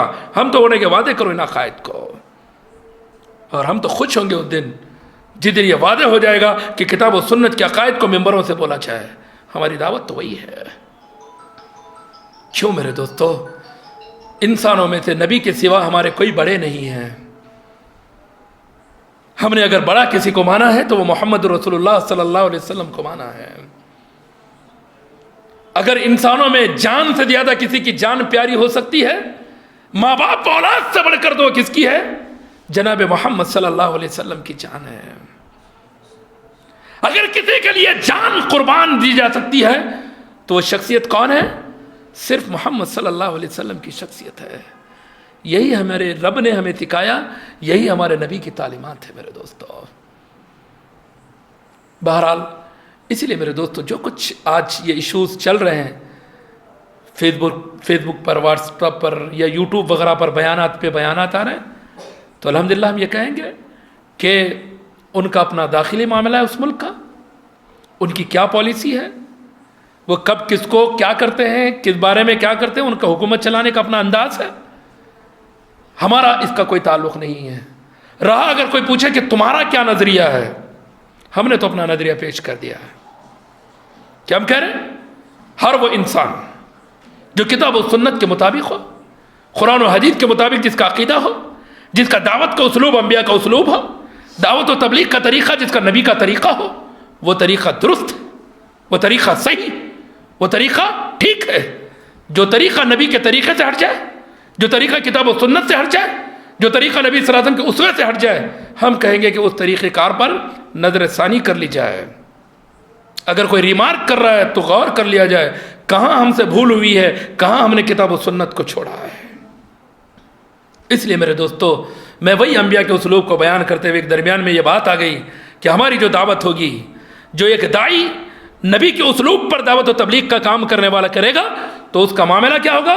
بنیادوں پر کام ہوگا، اہم بنیادوں پر، عقیدوں پر کام ہوگا۔ اس کے ساتھ معاملہ صبر کرنا پڑے گا، مذاق اڑایا جائے گا، جان کی دھمکیاں ملیں گی، مار کی دھمکیاں ملیں گی، کاروبار کے لیے بینڈنگ ہوگی، ارے انہیں وہ ہے، وہ جماعت کا نکو جو، سب ہوگا، ڈرنے کی ضرورت نہیں ہوگی، کام کرتے جائیں گے۔ 3 سال سوشل بائیکاٹ ہوا نبی صلی اللہ علیہ وسلم کا، بولا گیا کہ کھانا بند کرو ان کا، کوئی کاروباری سامان ان تک نہیں جائے گا، کھانے پینے کی کوئی چیز نہیں جائے گی، خاموش ہوئے، چھوڑ دی اللہ کے نبی صلی اللہ علیہ وسلم دعوت کو۔ رہیں گے بھوکے، بال بچوں کو بھی تعلیم دیں گے، بیوی بچوں کو بھی سکھلائیں گے کہ میں محمد صلی اللہ علیہ وسلم کا امتی ہوں، نبی صلی اللہ علیہ وسلم کی امت میں سے ہوں، تم میری بیوی اور تم بچے ہو، اگر نبی کے دین کے لیے اگر بھوکا مرنا ہے تو مریں گے، پیاس سے مرنا ہے تو مریں گے، دولت ہاتھ سے جاتی ہے تو جائے گی، لیکن اس دعوت و تبلیغ کو کبھی نہیں چھوڑیں گے۔ جو مصیبتیں آئے گی برداشت۔ اللہ تبارک و تعالی کہتا ہے وَلَقَدْ قُذِّبَتْ رُسُلٌ مِّن قَبْلِكَ فَصَبَرُوا عَلَىٰ مَا كُذِّبُوا وَمَا أُوذُوا حَتَّىٰ أَتَاهُمْ نَصْرُنَا۔ اللہ کہتا ہے اللہ کے نبی، آپ سے پہلے بھی نبیوں کو جھٹلایا گیا، تکذیب کی گئی، ان کو جھوٹا قرار دیا گیا، ان کو گالیاں دی گئی، ان کو مارا گیا، ان کو مذاق اڑا گیا، ان کا استہزاء ٹھٹا کیا جاتا تھا ان کا۔ کیا طائف کے سفر میں نبی صلی اللہ علیہ وسلم کا مذاق نہیں ہوا؟ 3 بھائی کے بعد نبی صلی اللہ علیہ وسلم گئے تھے، ایک نے کیا کہا؟ تم ملے نبی بننے، تمہارے سوا کوئی نہیں ملا اللہ کو، تمہارے کو اللہ نبی بنایا، جاؤ۔ دھتکارا گیا۔ کوئی بولتا اگر اللہ تم کو نبی بنایا تو میں چادر کا خلاف پھاڑ دوں گا، مگر تم کو نبی نہیں مانوں گا۔ اکیلا بولتا ہے دیکھو تم اگر سچے نبی ہے تو تمہاری بات میرے کو ماننا نہیں ہے، کیونکہ تم کو ماننا نہیں ہے، اگر جھوٹے ہیں تو تم سے دور رہنا ہی میرے لیے اچھا ہے۔ اس کے بعد کیا ہوا؟ اوباشوں کو لگایا گیا، لچے لفنگے نبی صلی اللہ علیہ وسلم کے پیچھے لگائے گئے، پتھر مار مار کر نبی صلی اللہ علیہ وسلم کو انہوں نے زخمی کیا۔ اللہ کے نبی صلی اللہ علیہ وسلم کیا کیے؟ چھوڑ دیا دعوت کو، چھوڑ دیا تبلیغ کو۔ آج کچھ کر رہے نہیں میرے دوستو، سچ بتانا ہی نہیں چاہ رہے ہم لوگوں سے۔ ہمارا معاملہ تو بسوا کلیان میں ایسا ہوگا، مسجد بن گئی بھائی بس سے خوش ہے، ہم بھی نہیں ہے تو نہیں ہے، مسجد تو ہے اپنی جگہ، کوئی تو آدھا جاری، کوئی تو پڑھ لیا بس ہے، ہمارے کو بھی آنے کی ضرورت نہیں ہے، سمجھ رہے ہیں ہم، جتنے کم سے کم جتنے ہیں اتنے تو ہے، تو کم سے کم 1 صف تو بھر سکتی ہے، 1 صف 2 صف تو ہو سکتی ہے۔ وہی نہیں آئیں گے تو پھر دوسروں کو کیا لیں گے ہم؟ کیا دعوت کا کام کریں گے؟ تکلیفیں آئیں گی میرے دوستوں، مصیبتیں آئیں گی، پھر ایک قوی امید لے کر کام کرنا ہے، ایک اٹوٹ امید، نہ ٹوٹتا بھروسہ۔ کب تک کے لیے؟ موت تک کے لیے، 1 دن 2 دن کا نہیں۔ اللہ کے نبی صلی اللہ علیہ وسلم کو جب اہل مکہ سرداران قریش ابو طالب کے پاس آ کر کہنے لگے ابو طالب تم اپنے بھتیجے کو روک لو، ورنہ ایسی جنگ چھڑے گی یا تو تم رہو گے یا ہم رہیں گے۔ اللہ کے نبی صلی اللہ علیہ وسلم کو ابو طالب بلاتے، کہتے محمد صلی اللہ علیہ وسلم بیٹے تمہاری قوم کے لوگ میرے پاس آئے تھے اور انہوں نے یہ کہہ کر یہاں سے گئے ہیں. اللہ کے نبی صلی اللہ علیہ وسلم کیا کہتے ہیں اس وقت؟ کیا کہتے ہیں؟ چچا اگر یہ لوگ میرے ایک ہاتھ میں چاند رکھ دیں، ایک ہاتھ میں سورج رکھ دیں، جو کہ ناممکن ہے، اگر یہ بھی کر ڈالیں، ناممکن کو ممکن بنا دیں، کر دکھائیں، یہ تو دھمکی ہے مارنے یا مرنے کی. ایسا کچھ کر دکھائیں. مارنا مرنا تو ہو سکتا ہے نا انسان کو، بس میں ہے. چاند لانا ہے بس میں، سورج لانا ہے کسی کے بس میں، کسی کو مارنا ہے انسان کے بس میں، کسی سے لڑنا انسان کے بس میں ہے. تو اللہ کے نبی صلی اللہ علیہ وسلم فرما رہے ہیں چاند سورج ایک ایک ہاتھ میں رکھ دے اور کہے کہ میں دعوت سے رک جاؤں تو نہیں رکوں گا. اس کے بعد آگے کہتے ہیں اللہ کی قسم، یا تو میں اس دعوت کے کام کو کرتا رہوں گا یہاں تک کہ اللہ اس دین کو غالب کر دے، یا پھر میری موت اسی کے اندر آ جائے. طائف والے اتنا ستائے، اتنے تکلیف دیے، اللہ رب العزت ملک الجبل پہاڑ کے فرشتوں کو بھیجا. کہا اللہ کے نبی بہت صبر ہو گیا، اللہ نہیں چاہتا کہ یہ بستی والے زندہ رہیں. جو معاملہ ان بستی والوں نے آپ کے ساتھ کیا اس کے بعد انہیں جینے کا حق نہیں. اللہ کے نبی صلی اللہ علیہ وسلم کیا کہتے ہیں؟ رحمت للعالمین ہے یہ. کہتے لا بل استانی بہم لعل اللہ یخرج من اصلابہم من یعبد اللہ وحدہ ولا یشرک بہ شیئا. اللہ کے نبی کہتے نہیں، مت مارو، اللہ سے کہو، میرے رب سے کہو کہ اللہ انہیں ہلاک نہ کرے. مجھے امید ہے، میں ان سے مہلت چاہتا ہوں، ان کے لیے مہلت چاہتا ہوں. بل استانی بہم، میں چاہتا ہوں کہ اللہ انہیں اور مہلت دے. کیوں؟ مجھے امید ہے کہ اللہ ان کی نسلوں سے ایسوں کو نکالے گا جو ایک اللہ کے ماننے والے ہوں گے، ایسی اولادیں پیدا ہوں گی ان سے جو ایک رب کو مانیں گے.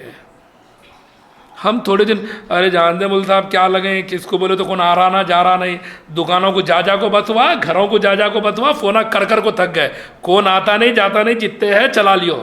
یہ ہمارا معاملہ ہو گیا ہے، تھک گئے ہم سمجھ رہے بسوا کلیان میں سب دعوت ہو گئی، سب کو بول دیا، اب کچھ بھی کام باقی نہیں ہے، اب کس کو بولنا، ہو گیا کام. اللہ کے نبی صلی اللہ علیہ وسلم اپنے چچا کو دعوت دے رہے ہیں. کب؟ پوری زندگی دیتے رہے. موت کا وقت قریب ہے، پورے سرداران قریش بیٹھے ہیں، نبی صلی اللہ علیہ وسلم بھی گئے، چچا ہے، چچا کی موت کا وقت ہے. اللہ کے نبی صلی اللہ علیہ وسلم بالکل کان کے قریب جاتے ہیں، کہتے چچا ایک بار پڑھ لو، ایک بار کہو لا الہ الا اللہ. کب؟ لوگاں بولتے ہیں مر رہا ہے، اس کو یہ یاد آ رہا ہے. یہ آخری کوشش اللہ کے نبی صلی اللہ علیہ وسلم کی ہے. اور ایک دائی ایسا ہی ہوتا ہے، ایک بار بول کے تھک جاتا نہیں، ہار جاتا نہیں، 10 بار نہیں 50 بار بولیں گا. ایک ہی آدمی کو 100 بار دعوت دیں گا چھوڑیں گا نہیں دعوت. نہیں آ رہا 10 بار 11ویں بار بولے گا، 11ویں بار نہیں آ رہا 15ویں بار بولے گا، لیکن چھوڑے گا نہیں. مر گیا یا وہ یا ہم، تب بولنا بند، دعوت ختم. کس کی؟ صرف اپنی، دوسروں کی نہیں. دوسرے اپنی دعوت جاری رکھیں گے جو زندہ رہیں گے. یہی انبیاء کا اسلوب ہے میرے دوستو، یہی نبیوں کا طریقہ ہے. دعوت میں ہار نہیں ہے، تبلیغ میں ہار نہیں ہے. جیتنے کا مطلب یہ نہیں ہے کہ ہم غالب آ گئے، نہیں. جیتنے کا مطلب ہے کہ ہم دعوت کو جاری رکھیں، ہم کبھی اپنی دعوت و تبلیغ کو بند نہ کریں. اتنی امیدیں ہوں، یہ سوچتے رہے کہ آج نہیں کل نہیں، ان کی اولاد نسل نہیں نسل میں کوئی نہ کوئی آئے گا. یہ امیدیں کرتے ہوئے دعوت کا کام کریں گے. یہی ہماری دعوت ہے جو انبیاء کا اسلوب ہے میرے دوستو. آج بہت ساری جماعتیں کام کر رہی ہے، ہم بھی ان میں ایک ہیں. بہت ساری مشنریز کام کر رہے ہیں. کیا محنت کرے تو کامیاب جماعت ہوگی؟ وہ عیسائی سب سے زیادہ ٹف محنت کر رہے ہیں کیا نہیں کر رہے ہیں؟ کیا اب ان کی محنت اور بہت محنت کر رہے ہیں؟ عیسائی بولے تو جا کے سب مل جانا ان سے. کیوں بولے تو عیسائی بہت محنت کر رہے ہیں؟ ہو سکتا ہے کیا ایسا؟ دعوت کیا دے رہی وہ بھی دیکھا جائے گا، خالی محنت نہیں دیکھی جائے گی. ایک آدمی شراب کی دکان میں فل محنت کر رہا، صبح سے شام تک کاؤنٹر چھوڑتا ہی نہیں کہتے. کیا اس کی محنت کو دیکھ کے شراب کی آمدنی حلال بولیں گے کیا؟ کبھی کبھی ہوتا ہے، اور وہ جماعت کتنی محنت کر رہی نہیں دکھ رہی کیا؟ ہم کبھی انکار کر رہے ہیں. کہاں محنت کر رہے ہیں وہ بھی دیکھا جائے گا، کس جگہ محنت ہو رہی وہ بھی دیکھا جائے گا. انبیاء کے اسلوب کے مطابق ہے وہ بھی دیکھا جائے گا. ساری محنت کا مقصد ہی یہ ہے 3 دن چلو، 40 دن چلو، 1 سال چلو. اس پہ سب سے زیادہ محنت ہے نا. اس محنت کے لیے آدمی جھوٹ تک بولتا. ایسی مسجد میں بیان ہوگا، بیان ہونے کے بعد لکھاؤ بھائی اپنا نام، جو آلریڈی لکھا والا پھر ہاتھ اٹھاتا. جماعت میں آلریڈی 40 दिन लिखाने वाला है, फिर हाथ उठा था। अरे कहीं को नहीं, लोगों को तरगीब के लिए उठाया था। ऐसा थोड़ी होगा मामला। ये मेहनत अल्लाह के नबी सल्लल्लाहु अलैहि वसल्लम ने 70 खुर्रा को भेजा था। क्या सिखाने के लिए? दीन सिखाने के लिए। दीन सीखे, दीन सिखाएं, इल्म सीखे, इल्म सिखाएं। इसलिए मेरे दोस्तों, बात की मेहनत ये है कि यही करेंगे। बात की मेहनत है कि हुकूमत कायम करना हमको। अरे हुकूमत जब शिरक तौहीद, शिरक से लोग बाद आ जाएंगे, तौहीद की दावत हो जाएगी, तो अल्लाह ने वादा किया है, वअदल्लाहु अल्लज़ीना आमनू मिनकुम वअमिलुस्सालिहात ला यस्तखलिफन्नहुम फिल अर्द कमा इस्तखलफल्लज़ीना मिन क़ब्लिहिम वला युमक्किनन्ना लहुम दीनहुम अल्लज़ी लहुम वला युबद्दिलुहुम मिन बादि खौफिहिम अमना यअबुदूननी वला युशरिकूना बि शैअ वमन कफ़र बअद ज़ालिक फ़उलाइका हुमुल फ़ासिक़ून। अल्लाह क्या कहता है? अल्लाह ने वादा किया है किन लोगों से? जो ईमान ले आए और नेक अमाल किए। किस बात का? लयस्तखलिफन्नहुम फिल अर्द, कि हम उन्हें ज़मीन की खिलाफत देंगे। मोमिन बन गए, नेक अमाल करे, तो अल्लाह खुद वादा कर रहा है कि तुम्हें ज़मीन का जानशीन बनाया जाएगा। दूसरों के दीन को अल्लाह ख़त्म करके तुम्हारे दीन को गालिब कर देगा। बोल अल्लाह, अल्लाह का वादा है, ये वादा है अल्लाह का। अल्लाह का वादा झूठा हो सकता है? नहीं हो सकता। फिर अल्लाह का वादा है ये उन लोगों से जो ईमान लाए और नेक अमाल किए। अल्लाह कहता है मैं ज़मीन की खिलाफत दूंगा तुम्हें, और तुम्हारे दीन को दूसरों के दीन के बदले में बदलूंगा, और तुम्हारे खौफ के बाद तुम्हारे खौफ को अमन में बदलूंगा। अल्लाह ने वादे कर दिया, तो फिर डर किस बात का है? अल्लाह उसके बाद कहता है वमन कफ़र बअद ज़ालिक फ़उलाइका हुमुल फ़ासिक़ून। उसके बाद भी जो कुफ्र करे यही लोग फासिक हैं। इसलिए मेरे दोस्तों, चूँकि वक्त भी काफ़ी होता जा रहा है, कुछ बातें देरी निकल गई, लेकिन एक बात ज़हन नशीन रखिए मेरे दोस्तों, आखिरी मामला जो है हमारी कवी उम्मीद हो, इतनी कवी उम्मीद कि मौत तक हमारी उम्मीद ना टूटे, कभी मायूस नहीं होंगे, कभी भी मायूस नहीं होंगे। देखते हैं अब यूनुस अलैहिस्सलाम का मामला, अपनी कौम को दावत तौहीद दिए दिए दिए, लास्ट में बोले अब अल्लाह का अज़ाब आ रहा, मायूस हो गए कि अब ये कौम नहीं मानने वाली है। अल्लाह का अज़ाब आने के बाद नबी को जब तक निकलना नहीं होता तब तक अल्लाह हुक्म न दे, लेकिन अल्लाह के हुक्म से पहले यूनुस अलैहिस्सलाम निकल गए। यूनुस अलैहिस्सलाम के जाते ही वो कौम अल्लाह से तौबा करने लगी। अल्लाह तेरे नबी हमको समझाए थे, तेरे नबी तेरी तौहीद की दावत दिए थे, तेरे नबी तेरे नबी होने की दावत दिए थे, हम जब नहीं माने लेकिन अब तौबा करते हैं, तुझे रब मानते हैं, तेरे नबी को नबी मानते हैं। अल्लाह ने क्या किया? अज़ाब हटा लिया और उनकी तौबा को कबूल कर लिया। वक्त से पहले यूनुस अलैहिस्सलाम गए तो अल्लाह ने कश्ती के बोझ में इजाफा होने के बाद क्या कर दिया गया? कश्ती से निकाल कर समंदर में फेंक दिया गया। इसलिए मेरे दोस्तों, मायूस कभी किसी से नहीं होना, हर एक से मोहब्बत प्यार, उस उल्फत के साथ गाली देने वाले से भी प्यार होगा, लड़ने वाले से भी प्यार मोहब्बत का मामला होगा, जो रोज़ाना दुश्मनियाँ निकालता उससे भी प्यार मोहब्बत के साथ सलाम मलाक होगा, उसके साथ उसको दावत देती जाएगी, देते रहेंगे, कभी हमारी उम्मीद को हम ख़त्म नहीं करेंगे। अल्लाह रब्बुल इज़्ज़त से दुआ है अल्लाह हमें जब तक ज़िंदा रखे, ईमान इस्लाम पर ज़िंदा रखे, मौत दे तो ईमान इस्लाम पर मौत दे। आमीन व आखिर दावाना अल्हम्दुलिल्लाहि रब्बिल आलमीन। नमाज पढ़ने के टाइम रफ़ेदन जो करते हैं, हाथ कान तक उठाने का। देखिए, अभी एक सवाल आया है कि रफ़ुल यदैन, जिन्हें रुकू में जाते वक्त, रुकू में उठते वक्त, ये तकबीर तहरीमा के वक्त हाथ कहाँ तक उठना चाहिए? अल्लाह के नबी सल्लल्लाहु अलैहि वसल्लम का वादे फरमान जैसे बुखारी बाबू रफ़ुल यदैन के अंदर वादे तौर पर मौजूद है, जब अल्लाह के नबी सल्लल्लाहु अलैहि वसल्लम नमाज के लिए हाथ को उठाते, हद व मंकबई, कंधों के बराबर, हियाल उज़नई, कानों के बराबर। आदमी जो यूँ उठाता गलत है, यूँ उठाता गलत है, समझ रहे हैं आप? या तो कंधों के बराबर उठे उसके हाथ, या फिर कानों के बराबर उठे। आदमी जो बिल्कुल शॉर्ट में जा रहा है, ये नबी की सुन्नत नहीं है, बल्कि हमेशा आदमी इसका लिहाज करे कि जब भी हाथों को उठाए अपने कंधों के बराबर या फिर कानों के बराबर।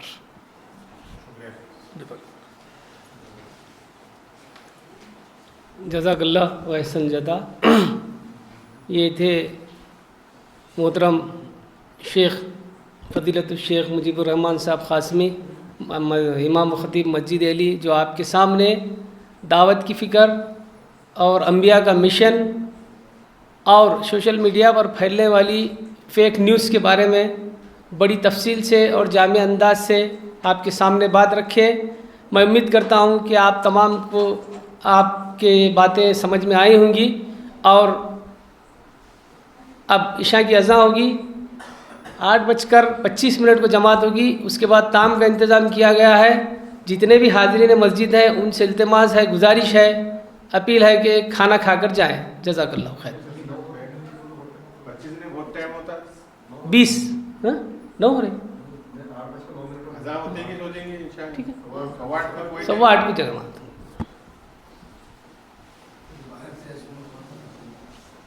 جلد سے جلد وضو سے فارغ ہو, انشاءاللہ 8:15 پر بھی جماعت کھڑی ہوگی. انشاءاللہ کھانے نماز کے بعد تمام لوگوں کو دعوت طعام ہے, لہٰذا آپ نے جلدی یہ دعوت قبول کی ہے, کھانا کھا کر ہی جائے.